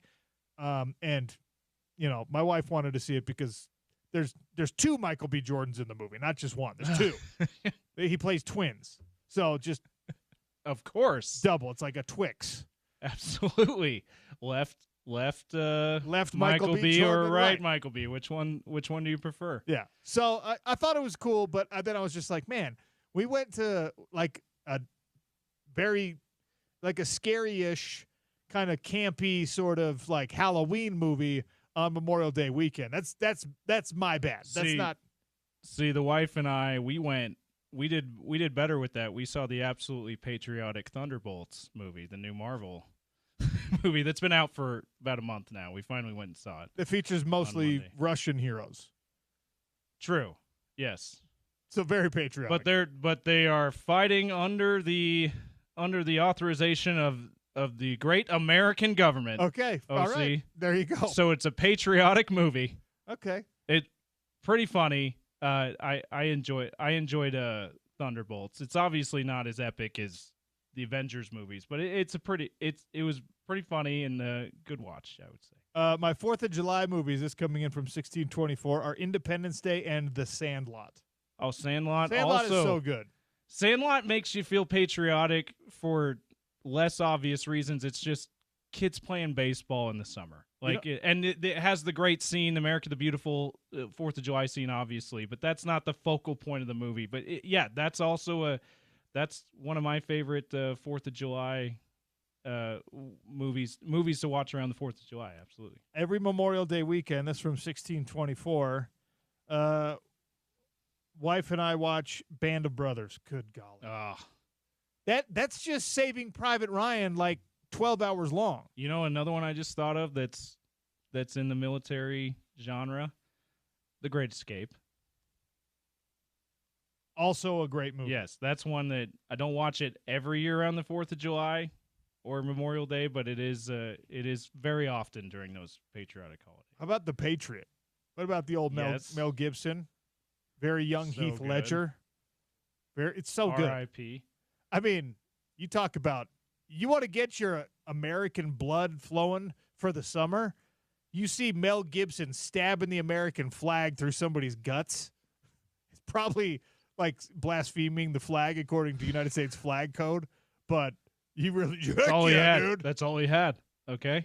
Hey, we're not gonna penalize him for that. Against the Redcoats, you do what you got to do. Those damn Brits. Those limey Brits.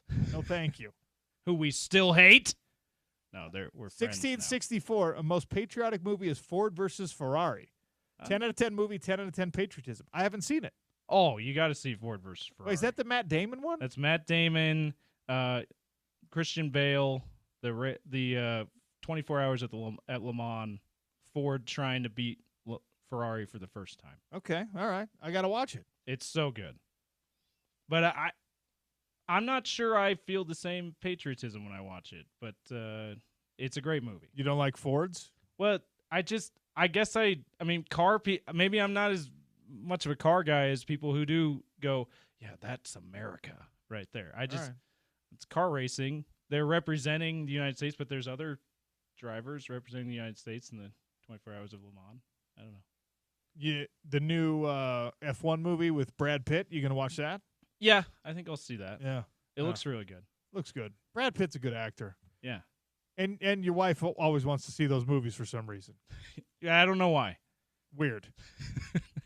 Wonder what that's from. There's only one Brad Pitt, though. There's only one. He's So not maybe playing, she was not He's interested. not playing twin brothers in this one. It's like I'm like, oh, so are we going to go see the new John Wick movie, the ballerina movie? Are we going to go see that when it comes out because it's got that Ana de Armas in it? We're going to go see that? I don't think that'll be quite as successful of a venture. Yeah, probably not. Gonna have to wait until that one comes out on an airplane. It's where I get to watch my movies these days, which is fine. I'll wait. You have plenty of time to watch them. You're on a plane quite a bit, so perfect. Dazed and Confused is the Memorial Day movie you're looking for. That's all right. Well, I'm looking for what makes you feel most patriotic because I failed in that regard this past weekend. We went and saw a good movie, but not patriotic at all. And I always, the social media thing on Memorial Day, I always feel I've now gone away from just like posting to, hey, look, I also care about the current thing. I also but then you feel bad kind of that you don't express because, I got military veterans in my family. I've got close friends that I've lost. I've got, and so you're like, well, why didn't I post something for Memorial Day? Well, social media has really changed the whole game. It's odd. How about just send a text instead, OC? Why does the world need to know what you have to say about your close intimate circle? There you go. That's the way. That's where I've landed on that. I'm like, I don't need to do the obligatory post. I'll just I'll talk. I'll give a phone call, send a text to people that I'm thinking of because of whatever reason on Memorial Day. 877-353-0700. What got you feeling most patriotic? Summer to me is just like it's time to be patriotic. The American flags are out. We bracket with American holidays. The best part of the summer is that American holiday of the 4th of July, our Independence Day, which I'm going to be crying on Independence Day, James, because guess where I do not get to be? Oh, no. I'm going to be on foreign soil for 4th of July. No. I spent, because of the old mission I served in Hungary, spent a couple years on foreign soil on Independence Day. We had some English elders in our mission, and we trolled them the entire time. We were like, happy anniversary, nice elder. Nice. When we kicked your butts, because we were missionaries. There you go. We kicked your behinds, your gluteus maximi. Well done, James. How do you feel on this day every year, elder British man? They're just like, we don't. Elder enemy. We don't care. We don't. That's how I saw it. Also, we tried to get as many weird looks as we possibly could on purpose by saying in Hungarian "Happy 4th of July," which there's just no context. Literally Happy like 4th Happy of July. Tuesday. Yeah, they're like, like, what? Happy May 27th, James. I'm sure most of them that did give us looks were like stupid Americans. Yeah, but the confusion is why you said it in the first place. All right. So you can maybe try some of those things while you're on foreign soil. 5391, as corny as it is, Air Force One. That's a great movie. Also I don't care what great. anyone says. Harrison Ford, very believable as a president. He's played president multiple times now. Yeah, he just speaking of Marvel, a patriotic Marvel movie. He just played president in Brave New World. Yeah, the Captain America Brave New World. Yeah. Air Force One. Gary Oldman is the bad guy? Yes. Oh, Gary Oldman's awesome. Talladega Nights 2033. You ain't first, you're last. That's a very American stance. Keep them coming. 877-353-0700 or at Real OC Sports. Whatever's making you feel patriotic. Hopefully you had a wonderful weekend celebrating with your loved ones and maybe remembering loved ones lost. We got lots to talk about. Look, we're going to take a hard left turn. This transition is not going to be easy, but we're going to do our best. Can BYU football win games this year with McKay Hillstead at quarterback? And we all know why that question has to be asked. We're going to touch on it next. It's the Sean O'Connell Show, ESPN 700, 92.1 FM.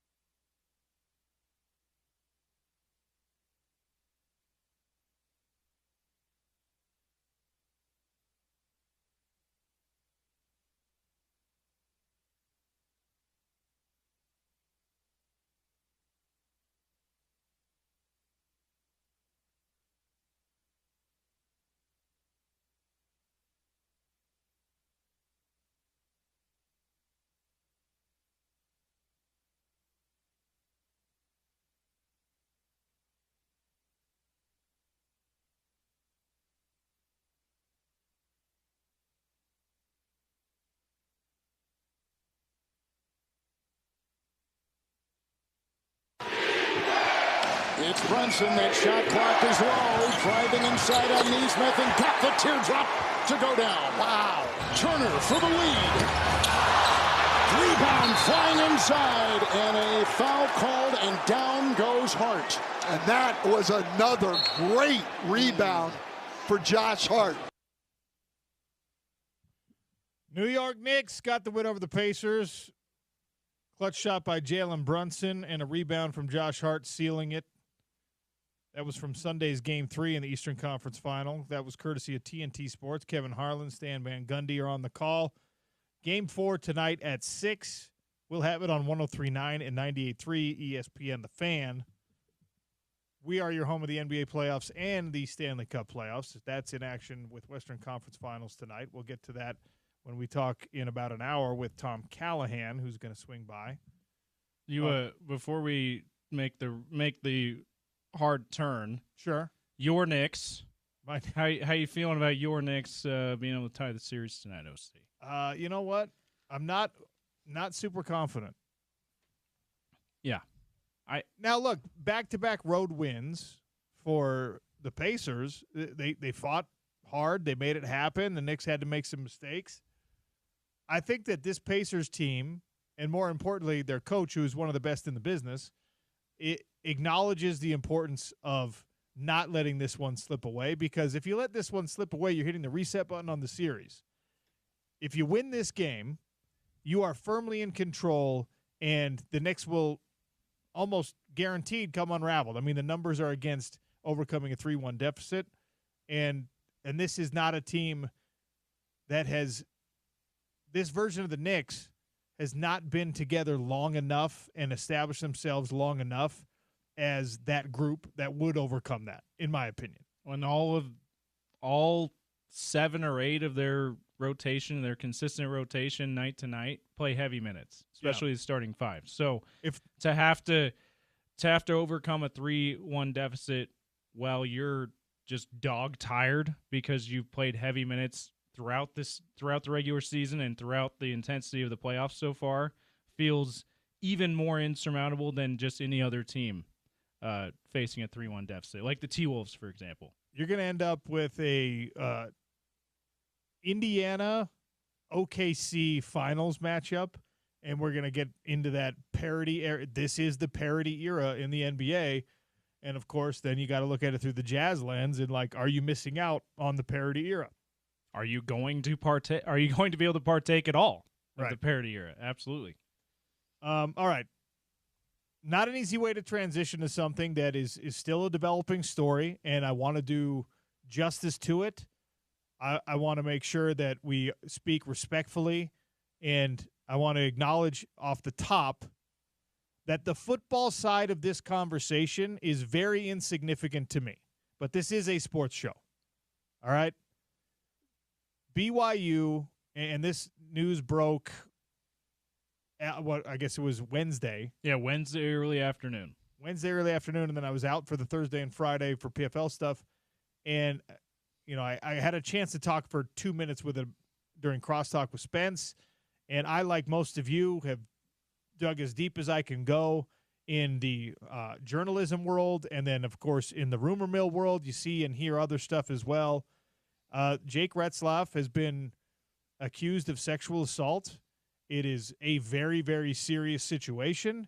It is being tried civilly because apparently the Provo Police Department and the attorneys down there did not feel there was enough evidence in order for this to be charged criminally. This is from 2023. And the more I looked into it and the more I read about it, and I've read the same things that you have. There's not a lot of new information out there. And the conversations that you have or try to have with people who might know more than you, they're doing the right thing, and they're not saying anything because this process needs to play out and needs to be treated with respect and for the integrity of what's going to be a jury civil trial probably. Like that has to be carried out, okay?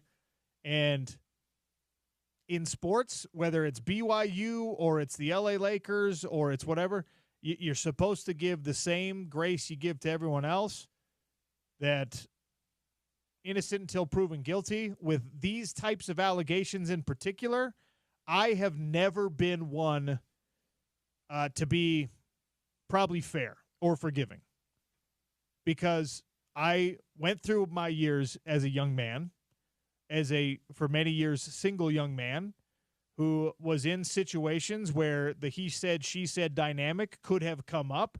And I feel like I know how easy it is to not have the he said, she said dynamic come up just by being respectful and just by knowing what boundaries are and maintaining sobriety in situations.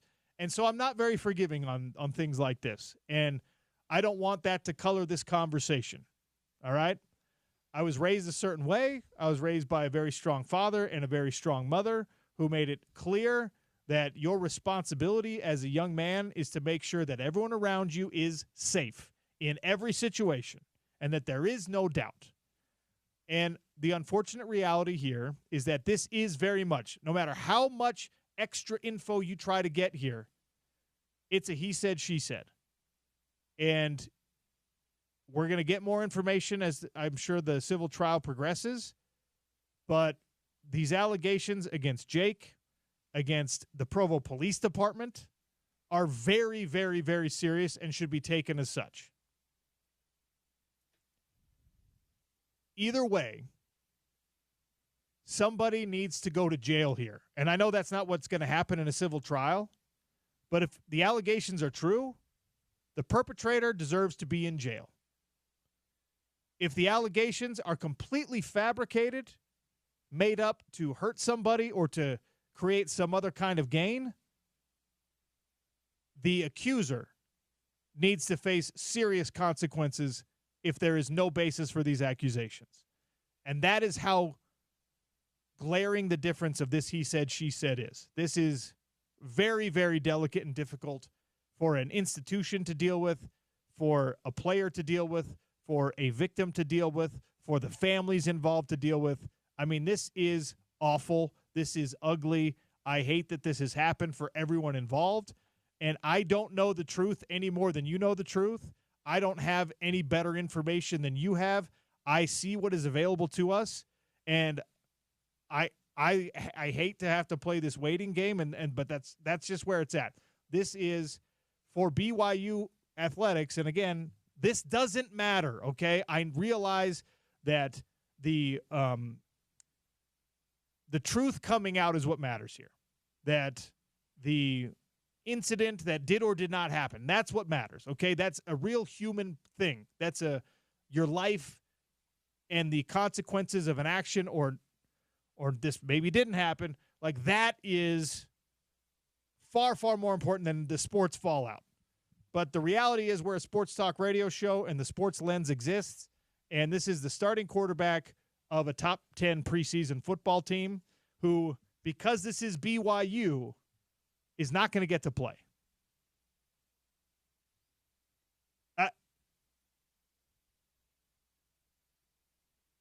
McKay Hillstead, Bear Bachmeyer, Bourget is the other kid. They've got to be ready to go. This team has to be ready because one way or another, this is such a crucial juncture for BYU as an institution that, again, appears willing to play by the new rules of the game, right? Yes, we'll pay for players. Whether they want to admit that or not, we know it's happening. There's nothing to be ashamed of. That's within the rules. That's even within your own rules. You don't have rules about that at BYU. You don't have unique rules about, like, well, there's nothing written into the university's code or the honor code or anything else that says, hey, if people start getting paid, BYU players are not going to get paid. If anything, they've overcompensated the other direction, and that's fine. I have no problem with that. Your honor code has been a pillar, good and bad, of your identity as an athletic department. And again, it feels gross addressing it from this sports perspective, but at the very, very least, this is a serious honor code violation that, to our knowledge, which is limited, there's been no process of paying that back. Now, we've seen guys, even prominent players in prominent positions at the university, run afoul of the honor code, and then they end up going through what I think at BYU is called the repentance process, and they are allowed back into the good graces. And I love those stories. I think that people, especially young people, should be given multiple chances. This is a different sort of situation, but it is ugly. And the timing of it for Jake Retzlaff probably feels as disastrous as it can be for the football program, who was not taken, if you heard interviews from last week, they could not have been taken off guard by these accusations being made public and by this suit being filed officially as a civil suit. I don't know how long they've known it's coming. I don't know what kind of preparations have been put in place. I don't know what the new athletic director, Brian Santiago, has in terms of plans for it, the coaching staff, et cetera. But this is, this is as big of a scandal as BYU football's had that I can remember ever. You're probably right about that. And yeah, like, because we're a sports talk radio show and because this does have significant fallout, potential fallout, we all expect the negative, there'd be a negative fallout for BYU football from a sports perspective.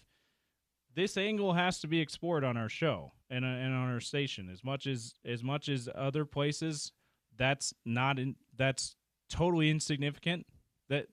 We have to explore this because, like you had mentioned, BYU, potentially a top 10 team coming into this season in the preseason polls, certainly a Big 12 championship contender, if not the number one Big 12 championship contender coming into this season before all this came out. So now BYU and Kalani Sitake need to be looking at this as now we're preparing to go with a backup quarterback as our starting quarterback next year, going into a season that had the expectations were through the roof because you just won 11 games with this same core.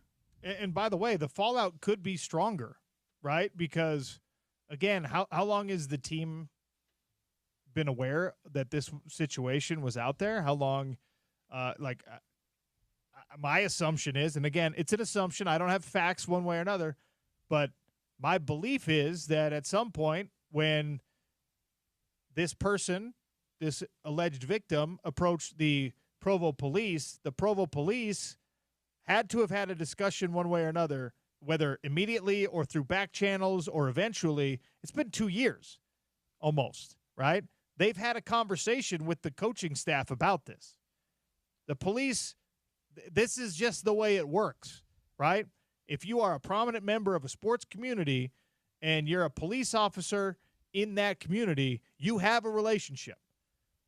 Police detectives, sergeants, chief of police, they have the phone number of the head coach's office. They absolutely do. And anecdotal evidence of this that we have, because by way of having a guy like Spence Checketts, whose dad was a very prominent sports executive for a long time, he tells a story, and maybe we'll have him tell this story in Crosstalk today, OC, of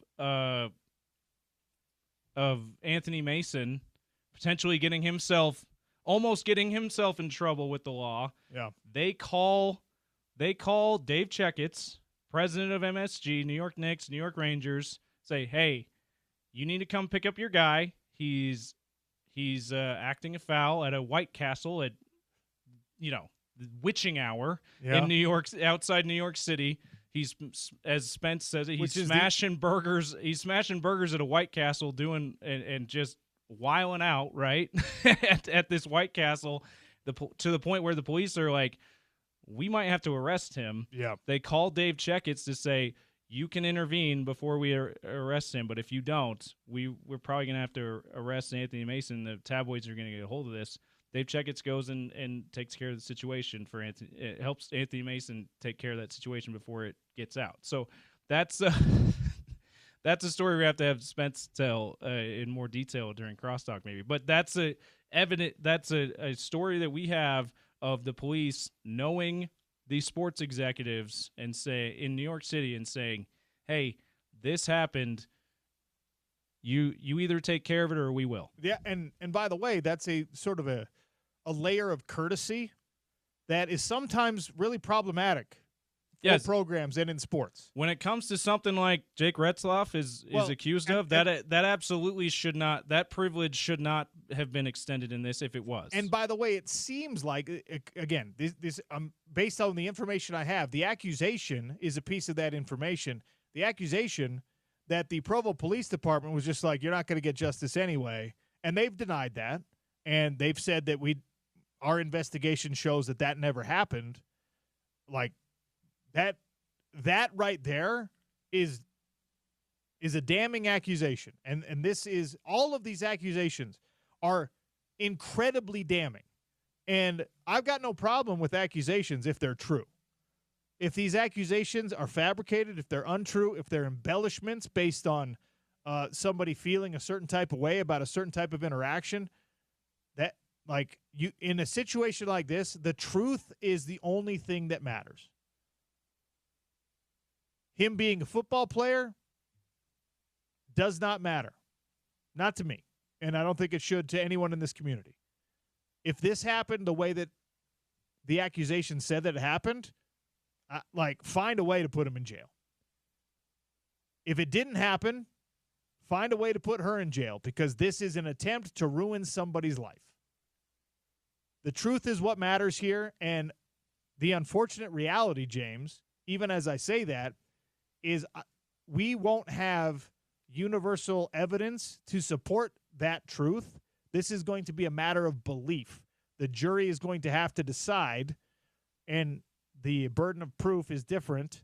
It's not beyond a reasonable doubt. It's based on a preponderance of evidence when you're talking about a civil trial. And you're talking about being liable of this crime, in air quotes, versus being found guilty of this crime. Right. So two very different things. And I'm not going to get into the nitty-gritty. I'm not going to get into too many of the details. They're available in whatever publication you trust most on what the accusations are. There's not a margin of difference between what KSL says about them and what Sports Illustrated or ESPN says about them.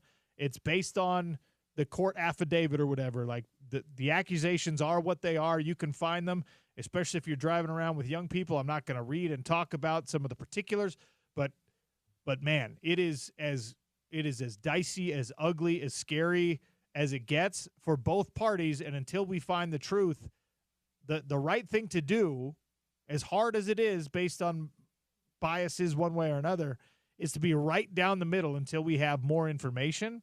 Because right now, it's, I say this didn't happen, you say this did happen. Only one of us can be telling the truth. And the BYU football angle on this is,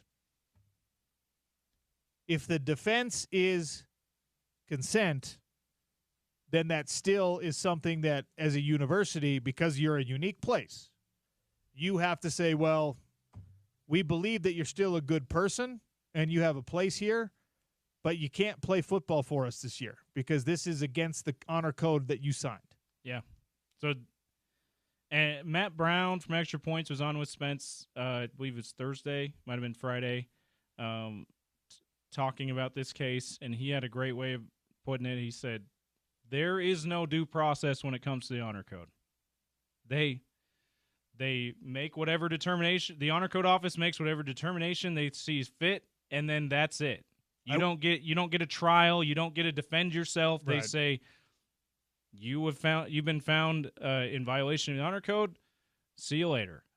To be fair to BYU, to be fair to the honor code, they've done a better job in recent years of being fair. Is such a broad term that you could but they've done a better job of, I think, mimicking real due process. Okay, making sure that they hear out both sides. Like they have.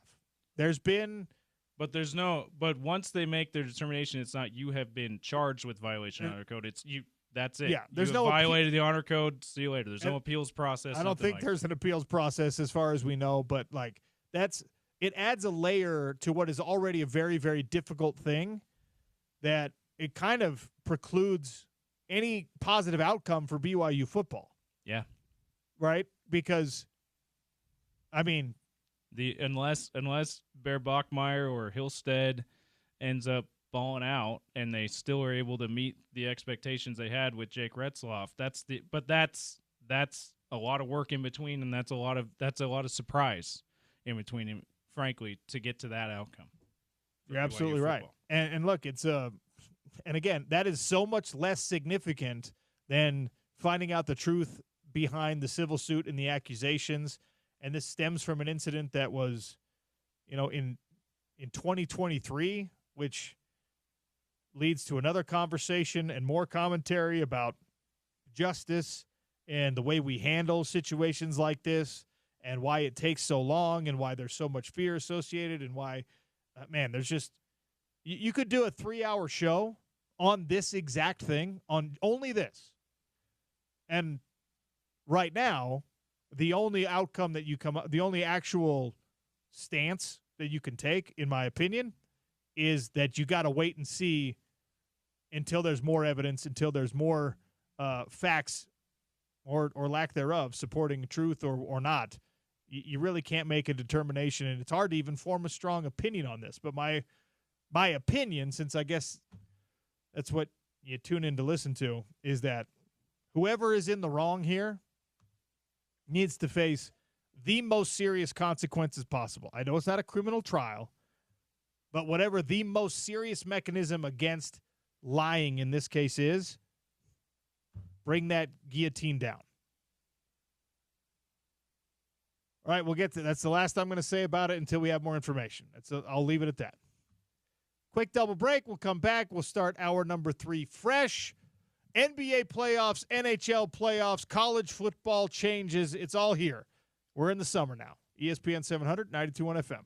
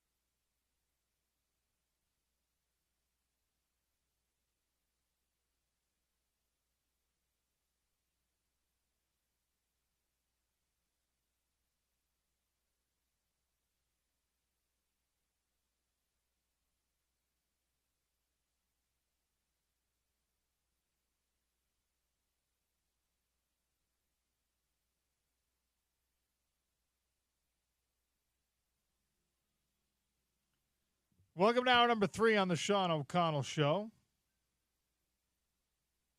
Tom Callahan's going to join us in about 20 minutes, and we'll talk Utah Mammoth. 4 Utah Mammoth players now on their way home with some hardware from the IIHF World Championships. A gold medal for Team USA. First time since 1933 that Team USA has won an international hockey tournament of this size. Pretty awesome. Yeah, take that, Canada. Yeah, Canada. I'm not sure if they even competed because most of their best players are in the playoffs, but still, take that, Canada. Wait. Canada, they played, right? Did they play? Because if you win a tournament where Canada doesn't play in hockey, that's like winning a basketball tournament with no Team USA in it. Oh, say, can you see our gold medals, Canada? Can you imagine if Team USA decides not to field an Olympic flag football team and somebody else, like, I don't know, Italy is just walking around, chest puffs out, gold medalist in flag football, what's up? Everyone's just like, dude, the best nation didn't play. Canada did play. Yeah. So take that, Canada. I thought I saw Canada playing, but you made me question myself. And they still probably fielded a really good team, even though a lot of their best players were not able to play that's also true of the United States. Yeah, because of NHL playoffs. But yeah, that's also true. Did you not get one of these, Canada? Canada's just like, we got the Four Nations one, we got the Olympics one. It doesn't matter. Did you get this one? What have you done for me lately? What have you done for me lately, Canada? Nothing. That was so February. You guys stop living in the past, Canada. Team USA is now the hockey nation on planet Earth. USA, USA. Just like D2 Mighty Ducks, where Iceland was the runner-up, not even Canada. Here's my question for you. Did Iceland, they chose Iceland as the bad guys? Yeah. And just dressed them in the same uniforms that the Hawks had or whatever? They kind of did, didn't they? Different logo, but were they just like, we don't want to have to buy, wardrobe department doesn't want to have to buy new uniforms, so just come up with a nation that can believably wear blue and black? Is that what happened with Iceland being selected? That must have been. Because who else has prominent? My 10-year-old self did not register. Is that when I first, or actually I was probably younger than that. Is when that I why first we're so watched anti-Iceland for a little while? Yeah. What has Iceland ever done to us? And why aren't we trying to get Iceland if we're trying to get Greenland? I mean, come on. It's where the people are. It's where they have people there. They have people, and they have aluminum, and they have hot pots. Yeah, it's all because of the dentist, Wolf the Dentist Stanson. You hate that guy. You are way too deep, James, into the obscure movie references. It's not even July yet. Okay, that's when we really got to reach into the bag. Okay. All right, that's good feedback. I'll rein it in. My bad, boss. We opened the show today talking about the college football changes, the college football playoff changes. My biggest takeaway with the fact that we are going to a straight seeding system, there's really two. Number one, the Big 12, until you figure out something, and by the way, when I say figure out something, I don't mean you just kowtow and appease the SEC and the Big 10 so they will give you one more automatic bid, because they're not going to. If they do, they're not going to maintain that for very long. If they want a 16-team playoff, they want 16 of their teams and maybe Notre Dame in that playoff, because they're trying to cajole Notre Dame into joining the Big 10 eventually. Maybe they say, well, the ACC still gets a little bit of love because we're going to want Florida State and Miami and North Carolina and Clemson to join us eventually. So they might give the ACC a little extra carrot to dangle as these continual changes progress in college football. Good pivot by you on the word choice. Don't you hate when you do that? You end up having to use the same word like back to back. Oh, redundant crap. Happens to me way too often. I got to expand my lexicon. Shout out to late great Stuart Scott, Department of Redundancy Department. So the Big 12, until something changes, is a one-bid league in the college football playoff. It is far less likely in a league with so much parity that you're going to get two teams in the top 12 than I think it even was when Utah was a member of the Pac-12 conference, because then you had USC that had biases and unconscious biases in their favor. You had Washington. You had Oregon. That's kind of a new blood, right? So if Utah, and Utah, by the way, was the one that forced their way into the conversation. You go back, and it's like everyone wanted USC to be great the whole time. Everyone was totally fine with the idea that Oregon or Washington was going to be the flag bearer in the Pac-12 conference. And then when Utah was like, well, what about us guys? We're in your conference championship game 4 out of 5 years. We're going to win it back-to-back times. There were people, there was like, this is not good for us. We loved it in Salt Lake City. There were plenty of folks in the Pac-12 world who were just like, guys, we can't let Utah be our best program, even though for a time they absolutely were. In the Pac-12, you might have gotten in a straight seeding 12-team playoff. You might have gotten two teams in because Utah's going to be number 8, and they're just going to be like, oh, we'll put USC in there at 12 because it's USC, and we want the Trojans. We want the L.A. market, right?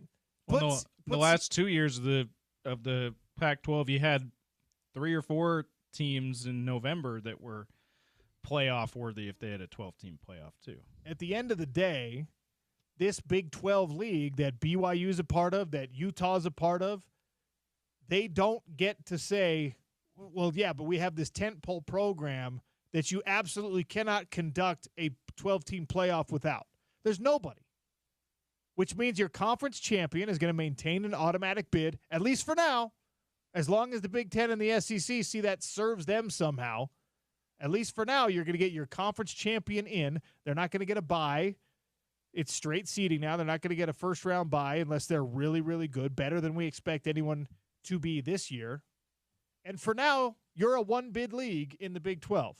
And by the way, that continues to hurt you. It's not just like, oh, dang it, we only got one team in this year.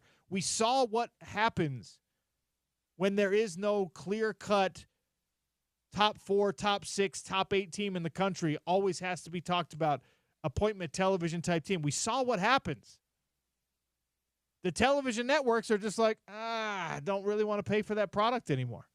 We want a piece of that product. We want Deion Sanders, okay? And we actually really like this Utah team. And BYU may or may not be part of it. Yes, probably so, because they have the national audience with the church affiliation. So, yeah, all right. And Kansas State, sorry, I know you're good all the time, but nobody cares. Our audience doesn't care, which means our advertisers don't care, which means the money that makes it go doesn't care. Arizona State, hey, cool, man. You guys are in a big metro at Phoenix, Tempe. Like, that's a huge population center. You guys are doing something special for us. School looks good on camera, if you know what I'm saying. Like, all right, you can come along. Sorry, Arizona. We know you're a basketball kind of blue blood-ish, but football, you're just not doing it for us anymore. Like, the existential threats that faced the Pac-12 conference before the Pac-12 conference collapsed are right now looming behind the Big 12. They're just not even behind they're waiting. It's like a gigantic predatory beast waiting for the Big 12 to stick its head out of the burrow and just rip off the top. This conference, don't drink from that watering hole, Big 12. This conference is in bad shape. And our 2 tentpole universities in the state are unfortunately reliant on its survival and its thriving in order to remain competitive at the top level of college sports. We might be in our parity era in college sports the last few days of it, James. This House settlement is going to try to sort of retcon and fix some of the last few years. And I'm telling you, it's going to fail. There are going to be too many lawsuits, too many appeals, too many opt-outs, if that's allowed, in order for this bell to get unrung, for the genie to get stuffed back in the bottle. It just is not going to happen.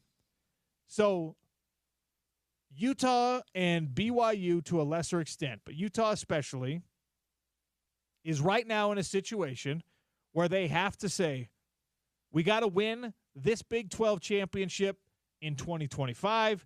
We got to be there in 2026. We have to be appealing as a football product for the athlete that wants to make it to the NFL. We got to be represented strongly in the draft.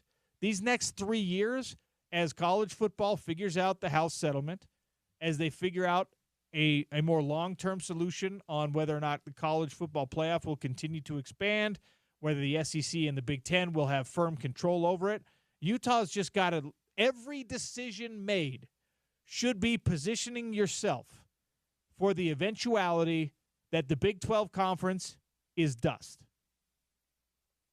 Or, which is maybe even worse, the Big 12 conference is not dust, but is the Mountain West Conference, or is what the Pac-12 conference has become, a shell of its former self. And you don't want to be Oregon State and Washington State in that moment. And I don't think there's a lot of risk that that's where you'll be right now. Like, this could come down faster than I think. The SEC and the Big Ten could decide after this year's 12-team format, straight seeding, like, you know what, guys? We're going to 16. It's going to be 16 teams. 4 of them have to come from the Big Ten. 4 of them have to come from the SEC. It's going to be straight seeding after that. Wink, wink, nudge, nudge. That means we each get 6. Big 12 champion, you still get in. And by the way, Deion's going to be campaigning and trying to get out, just like they did with the Pac-12. Arizona State, if they remain strong, is going to be like, guys, don't you want the Phoenix market? This is like a top 15 television market. Don't you want us? SEC Big Ten Super Conference. I'm telling you, every decision made for Utah athletics from here moving forward should be, how do we get on the right side of that line?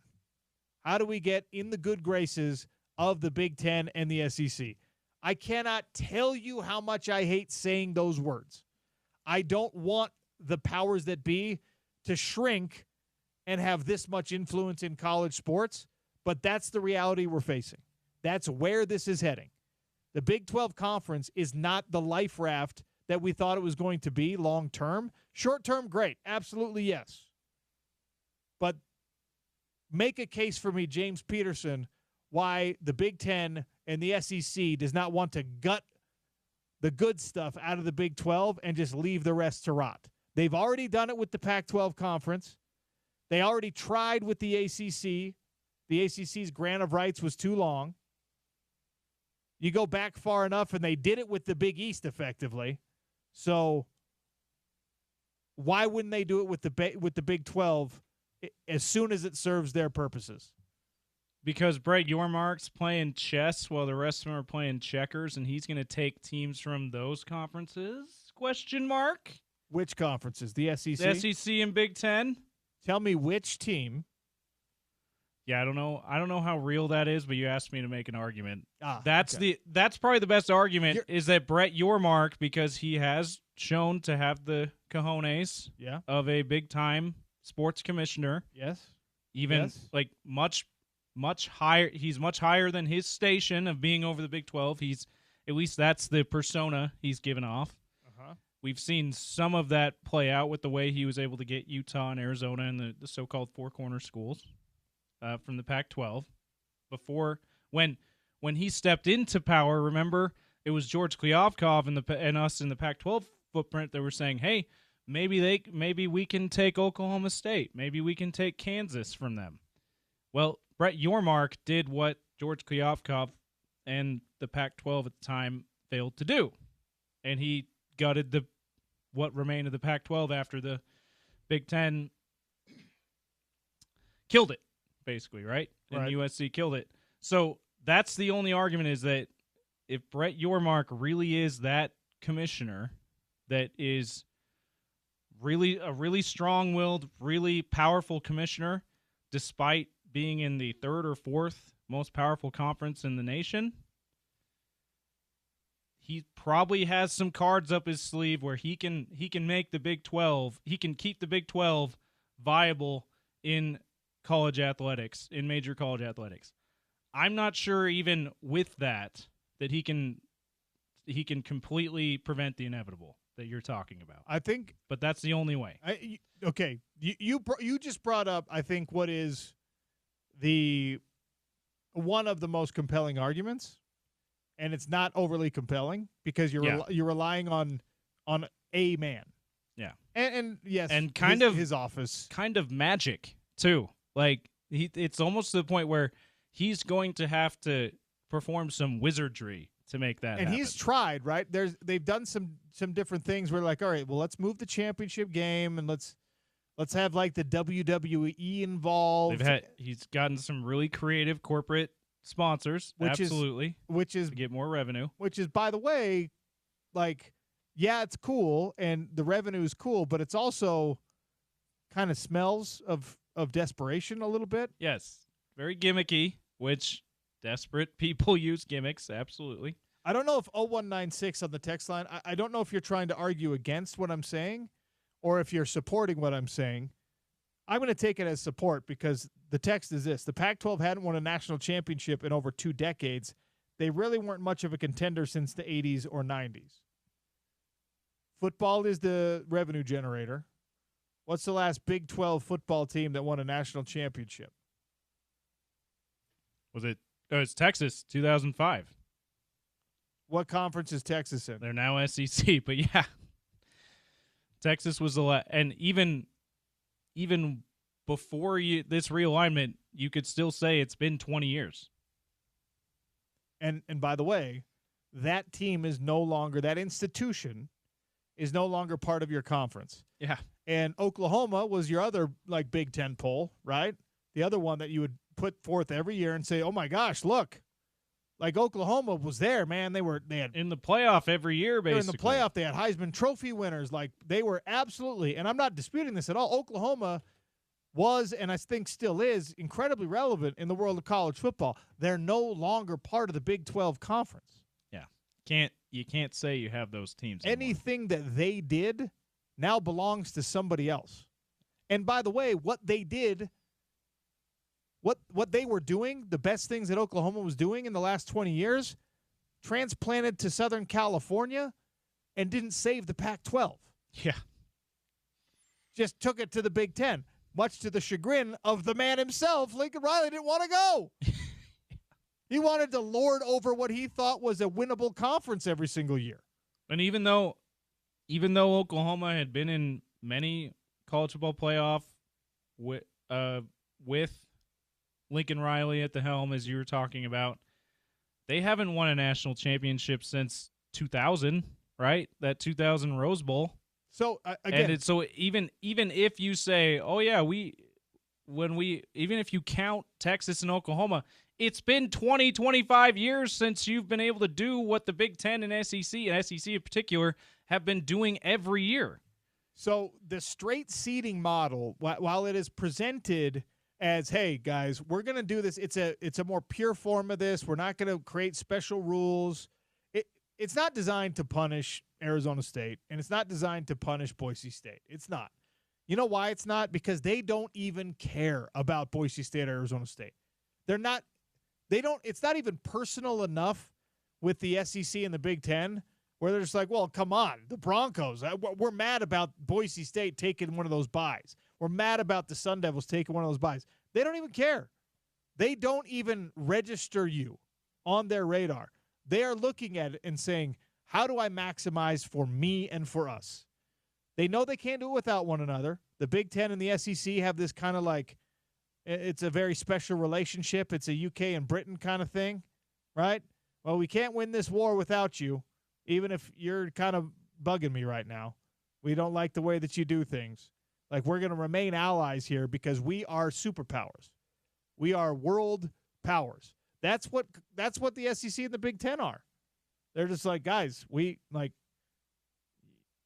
are not going to be able to go against the television networks on our own, but if we combine, we have every buyable product. We have all the things that people want to purchase for their television between us. We have your Michigan. We have your Ohio State. We've got your Alabama. We've got your Georgia. Now we got Texas. We got Oklahoma. We got Oregon and Washington, too. See what we did there? Yes, there's those people who still think USC is a relevant program. We grabbed them. The only fish that we still need to catch is Notre Dame. And then someone will raise their hand and go, well, what about Florida State, Miami, North Carolina, Clemson? All right, we could catch them, too. And hopefully somebody raises their hand and goes, well, what about Utah? They've been awesome the last couple of decades. What about BYU? Might even be someone who's like, I love me some pop culture. Give me Colorado. And then they're going to have to Deion. They're going to make a determination. They're going to decide. They have too much power right now. The SEC and the Big Ten have too much power right now, but it is too late to wrestle it back. It cannot be taken back. So now you have to appease the Giants.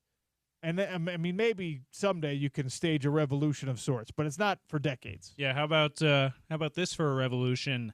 Pac-12, Big 12, ACC, not an alliance. We're not doing that again. Don't call it an alliance. No, we're not change. doing that again. How about a merger? How about our 3 conferences against your 2? Let's see who comes out then. Big bad Big 10 and SEC, says the Ohio State fan, by the way. Okay, I recognize the irony. I like that. I'm not sure if it. I'm not sure it happens. Coast to coast merger. Yeah, the true any coast conference. Here's Shout the out to thing, Roxy though. Bernstein. It needed to happen when the Pac-12 still existed.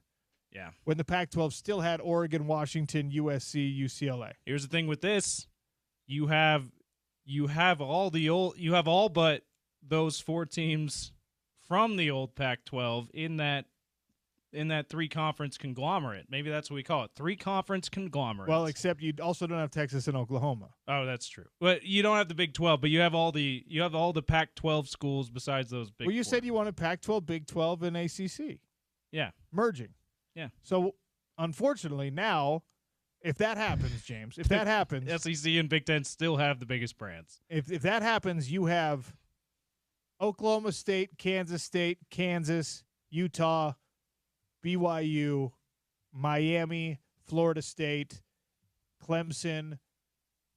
So you have 1 conference worth of big brands, of big enough brands, and you've put 3 conferences together to make it happen. And you have to distribute your revenue to all of the 3 conferences worth of schools. It was that 30. What was that 30-something schools between? Easily 30-something schools between probably more like 50 schools.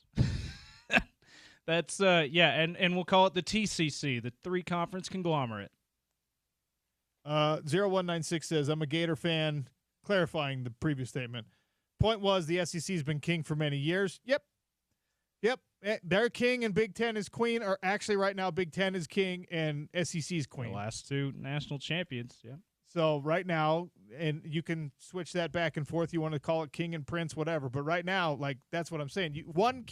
Those 2 can't slug it out against each other without somebody losing a few teeth. So instead, they're just like, handshake, we're together. Look at all this money we've got. Should we share it with anyone else? No? Okay. That's why Utah, Mark Harlan, I know you listen every single day. By all means, shake Brett Yormark's hand and tell him you like his ideas. But get the team and get the program into the Super Conference whenever it happens. All right, we're going to take a quick one here. Tom Callahan's going to join us on the other side. But I want to remind you all that as the heat goes up and it is getting warm, summertime is here, energy costs for cooling your home are going to go up. But if you want to save on those energy costs, you might want to think about replacing the windows. I know in my house, a lot of that energy inefficiency comes from huge panes of glass, comes from too many holes in the structure. And my house was originally built in 1950. I could tell you that I needed better windows. Advanced Window Products has you covered on the energy savings. In fact, depending on how many windows you're replacing and the financing options that you could take advantage of, you might even be getting your windows effectively for free because your energy savings and your monthly payment could come out dang near the same. AdvancedWindows.com. Tell them OC sent you. The manufacturing is done here in Salt Lake City. The sales are done here in Salt Lake City. The warranty coverage is done here in Salt Lake City. The installation crew will be sent to you from the office here in Salt Lake City. It is a one-stop shop. Nate Orchard, Jake Weber, they take care of us. They take care of you. They take care of everybody who's willing to give it a shot at AdvancedWindows.com. $2,500 off, 10 windows or more. Tell them OC sent you and get that energy-efficient window replacement started right now before the summer gets too hot. Tom Callahan next on ESPN 700, 92.1 FM.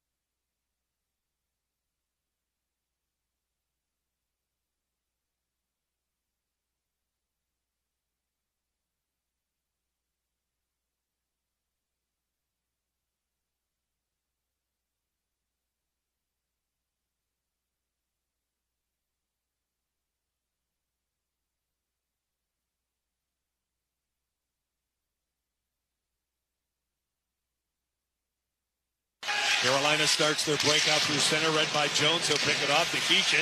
Sets up Stank over near flank over the line. With a shot, he scores! Logan Stankoven!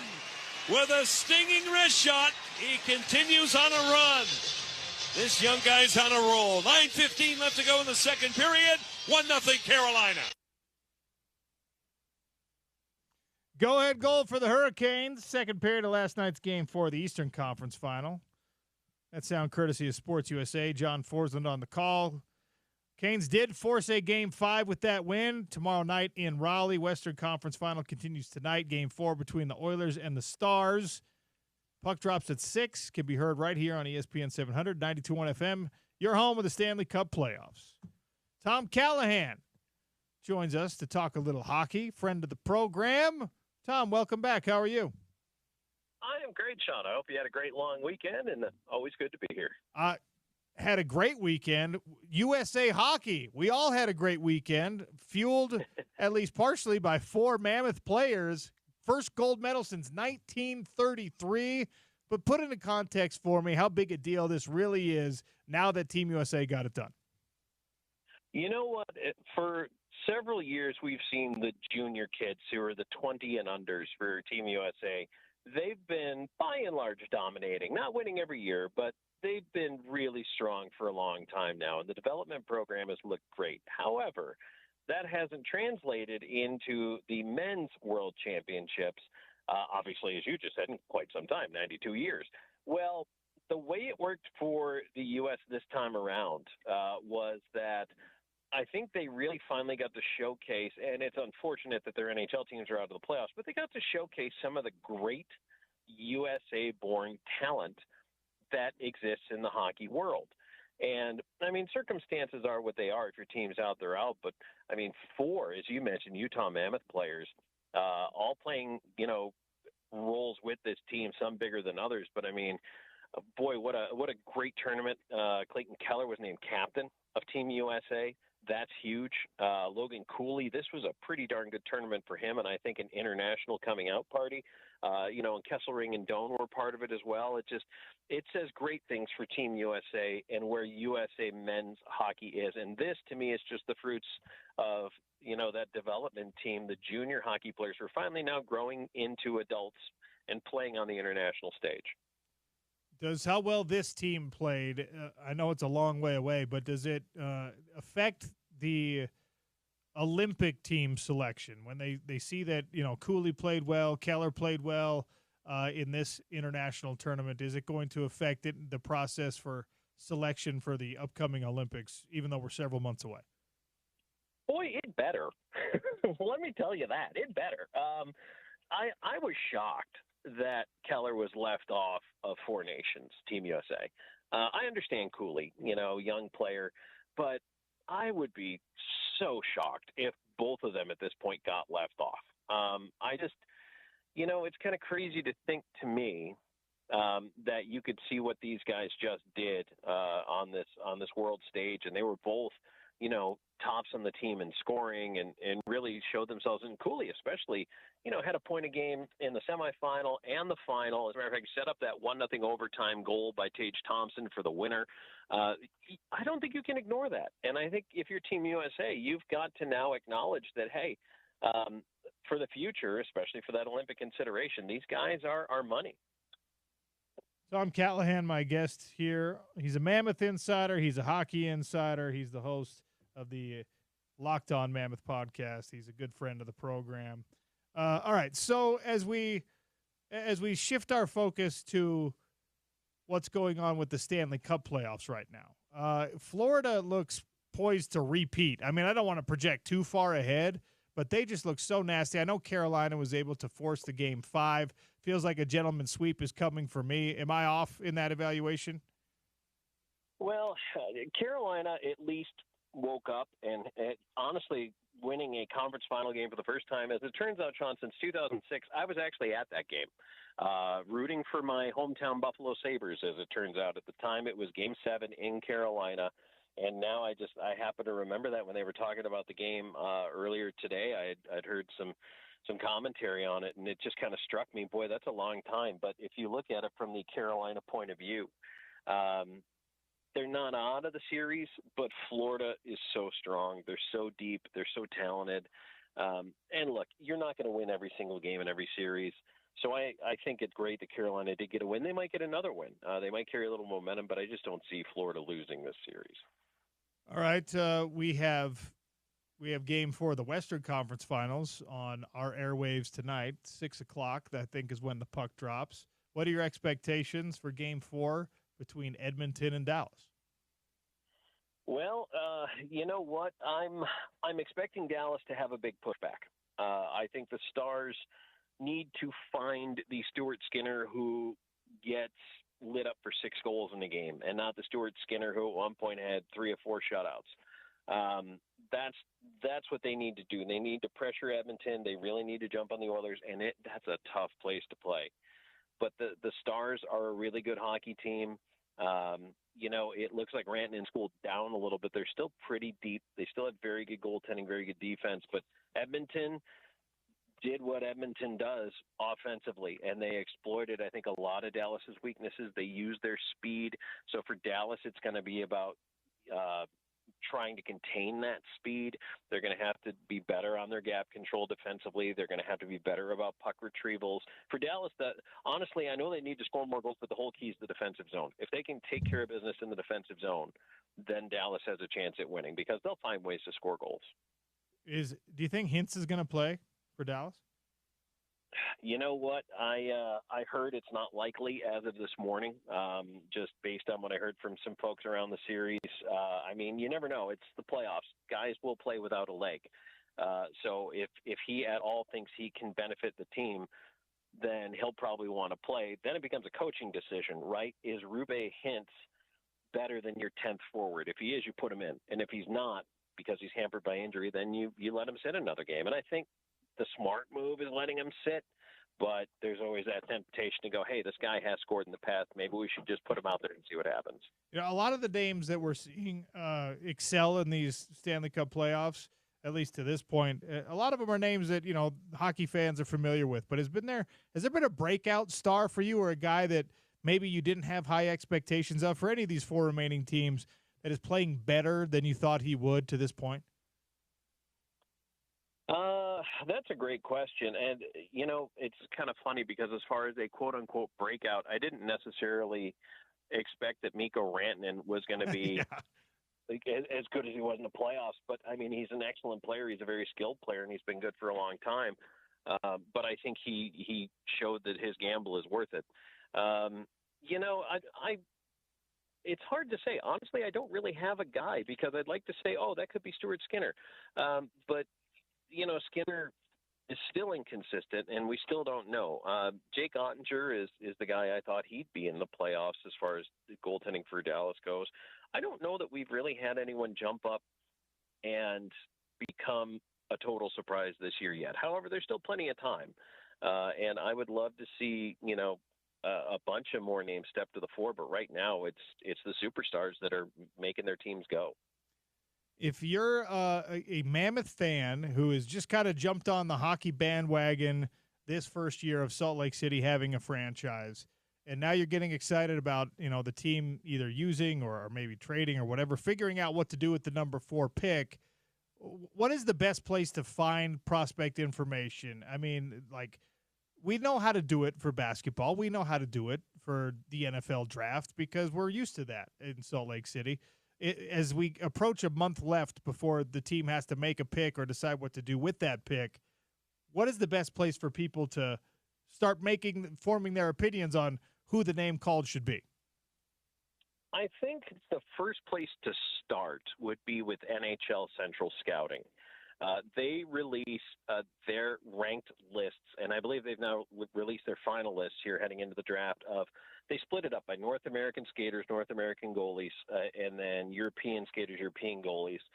So you can look at both lists and kind of cross-compare, but I think that's a great place to start because that is the database a lot of people begin with. But then, honestly, what I would encourage people to do is to Google rankings, and there are so many websites out there. I like to stick with some of the big ones, like the Canadian networks, like TSN and Sportsnet. I will always read their rankings. I will go over and I'll read ESPN's rankings as well. And then I just try to see what, other people are saying. And even if it's not a name I recognize, I at least read what they have to say because I'm interested to see if they bring a different take or a different lens to something that maybe I hadn't thought of. But I would start with NHL Central Scouting and go from there. If you're not yet involved in that process, you're going to learn some names. There's going to be some Eastern European pronunciations you're going to have to try to figure out, but we're going to do it together. We're going to try to figure out who this Utah Mammoth prospect is going to be and how long it will be before they show up on actual NHL ice. But that's half the fun, Tom. It's great stuff. Can't wait to see how the game plays out tonight, and, of course, looking forward to our next conversation. Thank you for your time as always. Absolutely. Great to be on. Take care. Tom Callahan. He's great every single time we get a chance to discuss the NHL and hockey in general with him. Big thanks to him for joining us. And well done again to James for booking that and making it a regular part of our show. Live Night Events presents the 2025 Granary Live Concert Series. Powered by Nightingale College and Murdoch Hyundai, Utah's #1 Hyundai dealer. You can experience outdoor concerts in the heart of downtown Salt Lake City's Granary District. Find out more details at ESPN700sports.com. Crosstalk and giving away some golf. We got 18 holes to Soldier Hollow in topical trivia powered by our Festival of Tees, Utah Golf Association, and Mountain America Credit Union. Make these giveaways possible every single day, every single show. Here on your home of the Utes, ESPN 700, 92.1 FM.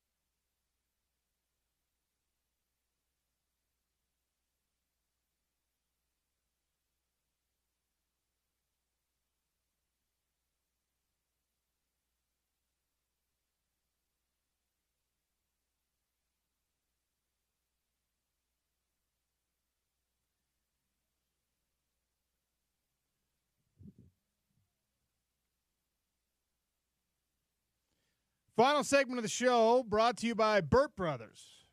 Summer adventures are right now.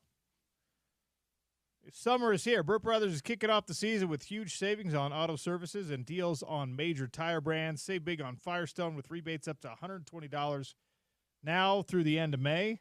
Visit your nearest Burt Brothers today and drive home with a great deal. If you missed the show today, you can find us at ESPN 700 app at ESPN700sports.com. We've got an on-demand section on the app, and you'll see us tweeting out links and all that great stuff. So catch us on the other side. Big thanks to everyone who joined us on the show today. James, is Spence in the building? Is Spence doing the show from here today, or is he on remote today? He is here in studio today. He is not in the building as of yet, from what I can tell. It's probably that dog of his. Duke is probably getting unruly. Yeah. That unruly dog, Duke. I know what that life is like right now. Our guy, Rocky. Yeah. He's we had a vet appointment. He's 50 pounds now. Oh. 14 weeks old, 50 pounds. He's getting big. He's getting big fast. Yes. And he's now experiencing what I think is the dog equivalent of like the terrible twos. Like puppies, they always want to chew on stuff, right? And so right. we got him. And they got the shark. They got the shark teeth. Yeah. So I got him to stop biting us and the kids, right? Yeah. Puppies just nibble like crazy. So I got him to stop doing that. But now, whenever we leave him outside, like he just wants to eat everything in the yard. He has chew toys. I've got him several things that he's allowed to chew on. Instead, he wants to chew on the furniture. He wants to chew on the sprinkler lines. He wants to chew on the garden boxes themselves. Just absolutely insane behavior. Just wreaking havoc in the backyard. And I'll run into the backyard knowing that that's what I'm going to find, and I'll catch him doing it. And I'll be like, hey! And he just looks at me, not with remorse, not with any kind of, how dogs will sometimes like tuck their tail and put their head down and stuff. I'm so sorry. Yeah. He just looks at me like, and what? So what are you gonna do? Yeah, human. Yeah. So then I have to make like a big bluster about something that is usually not that big of a deal. Yeah. But you tell him. I will have you know, I am an MMA champion. Like, don't you know who I am? He's like, I literally have no idea who you are. I don't even know what you are. Like, are you a dog? You act like a dog sometimes. Because I do the Cesar Millan thing where I'm like the pack leader, Yeah. I don't think it's working. I don't think he views me as his boss, his pack leader. Have you tried biting him on the ear yet? That's an obscure movie reference as well. What movie? Couldn't tell you off the top of my head. I know it's from a movie. I couldn't tell you which one. Maybe our texters do, but there's like a horse. There's a horse in it that's not broke yet. They're like, you got to bite him on the ear. All right. So, just so we're being clear here, your movie reference is you don't know what movie it is, but you know there's a horse in it. There's a horse. It's a horse movie. Yes, and the advice is bite it on the ear. Okay. That's some. So try that with Rocky. All right, I will do my best, and then when he looks at me funny and is like, "Why did you do that?" I'll be like, "Well, it's from the movie." And he'll be like, you're supposed to respond to that and know that I'm the boss now. Yeah, and he'll be like, "What movie are you talking about?" And I'll be like, "I actually don't know." I actually don't know because the guy who referenced it doesn't know either. My obscure movie reference expert didn't have any idea. So great. Wonderful stuff, James. You've really come through for us this time. I know you missed me, though, when you were in Paris. You're like, man, I miss James taking us off the rails. I'll tell you what. Like, sometimes, I'll have to go do PFL duties. I'll miss a show or two. And I'm just like, all right. Having that and the long weekend and the extra day off on a Monday, I was like, man, I got some takes. I have some things I want to say. Come on now. The world needs to know my sports opinions. Twitter's not going to do it. Nobody else. I need to say it. Nobody else was feeling this way. People who listen to the show are probably like, it's fine. You don't have to yell at us. We haven't missed you. We haven't missed you at all. One bit. It's better. Right? But I was feeling like, no, you got to let me disseminate this information. Tell you my opinions here. I didn't get a chance to do it. The 2025 World Series of Poker begins today, so you're going to be seeing some of that. on your television, James? Sports ? It's one of those things, right? Like every once in a while you get into the dog days and you're just like, oh, what am I watching? Now, tennis is great to watch during the summer. You'll catch a darts thing sometimes late at night. Have you ever actually sat down and watched poker? I have not. Okay. See, I don't play poker either, so it doesn't appeal to me as like, oh yeah, this is what I would do in this situation. From that perspective, either. It's just, if I want to watch people play cards, I'll go to my grandma's house and watch my aunts and uncles play cards with her. Okay, that makes sense. Which is a regular thing. Here's the deal. The World Series of Poker thing, when they really decided to pour production value into it on ESPN. I think maybe the Rounders movie coming out had something to do with it, but it's one of the rare situations where I think more poker players were created because of watching the World Series of Poker on TV. Yeah, I wouldn't doubt that. Than maybe any other sport. Like, I don't know how many times people watch the NBA are like, that's why I want to play basketball. I think it's just as often the opposite. You play basketball and you're like, this is why I like to watch basketball. Football, the same thing. That's why, soccer isn't as big here as it is in Europe. That's why football is bigger here than it is in Europe, right? It's just poker was one of those things when they started putting it on television, it exploded, it felt like. And maybe it was just like it was my college years. And maybe it was on TV before that, but they really started to pour the production value into it. And then everybody wanted to play. And, they were giving away big money, and it just became a thing. And guys were sitting there in their funny sunglasses. And what you just said, the point you just made, that might have probably did birth a lot more poker players than there were before. That poker and card games are things that regular people can be great at. Yeah. Right? When you watch basketball, you watch big-time soccer, you watch NHL playoffs, you listen to it on ESPN 792.1 FM, whatever, NFL, you realize, I can't be great at that right now. I can get great at poker right now, like these guys are. I think I probably could. That's some of the psychology, I'm sure, that goes into it. And I think it also it's also that way for people who, like I had mentioned, it hasn't really appealed to me because I'm not a poker player.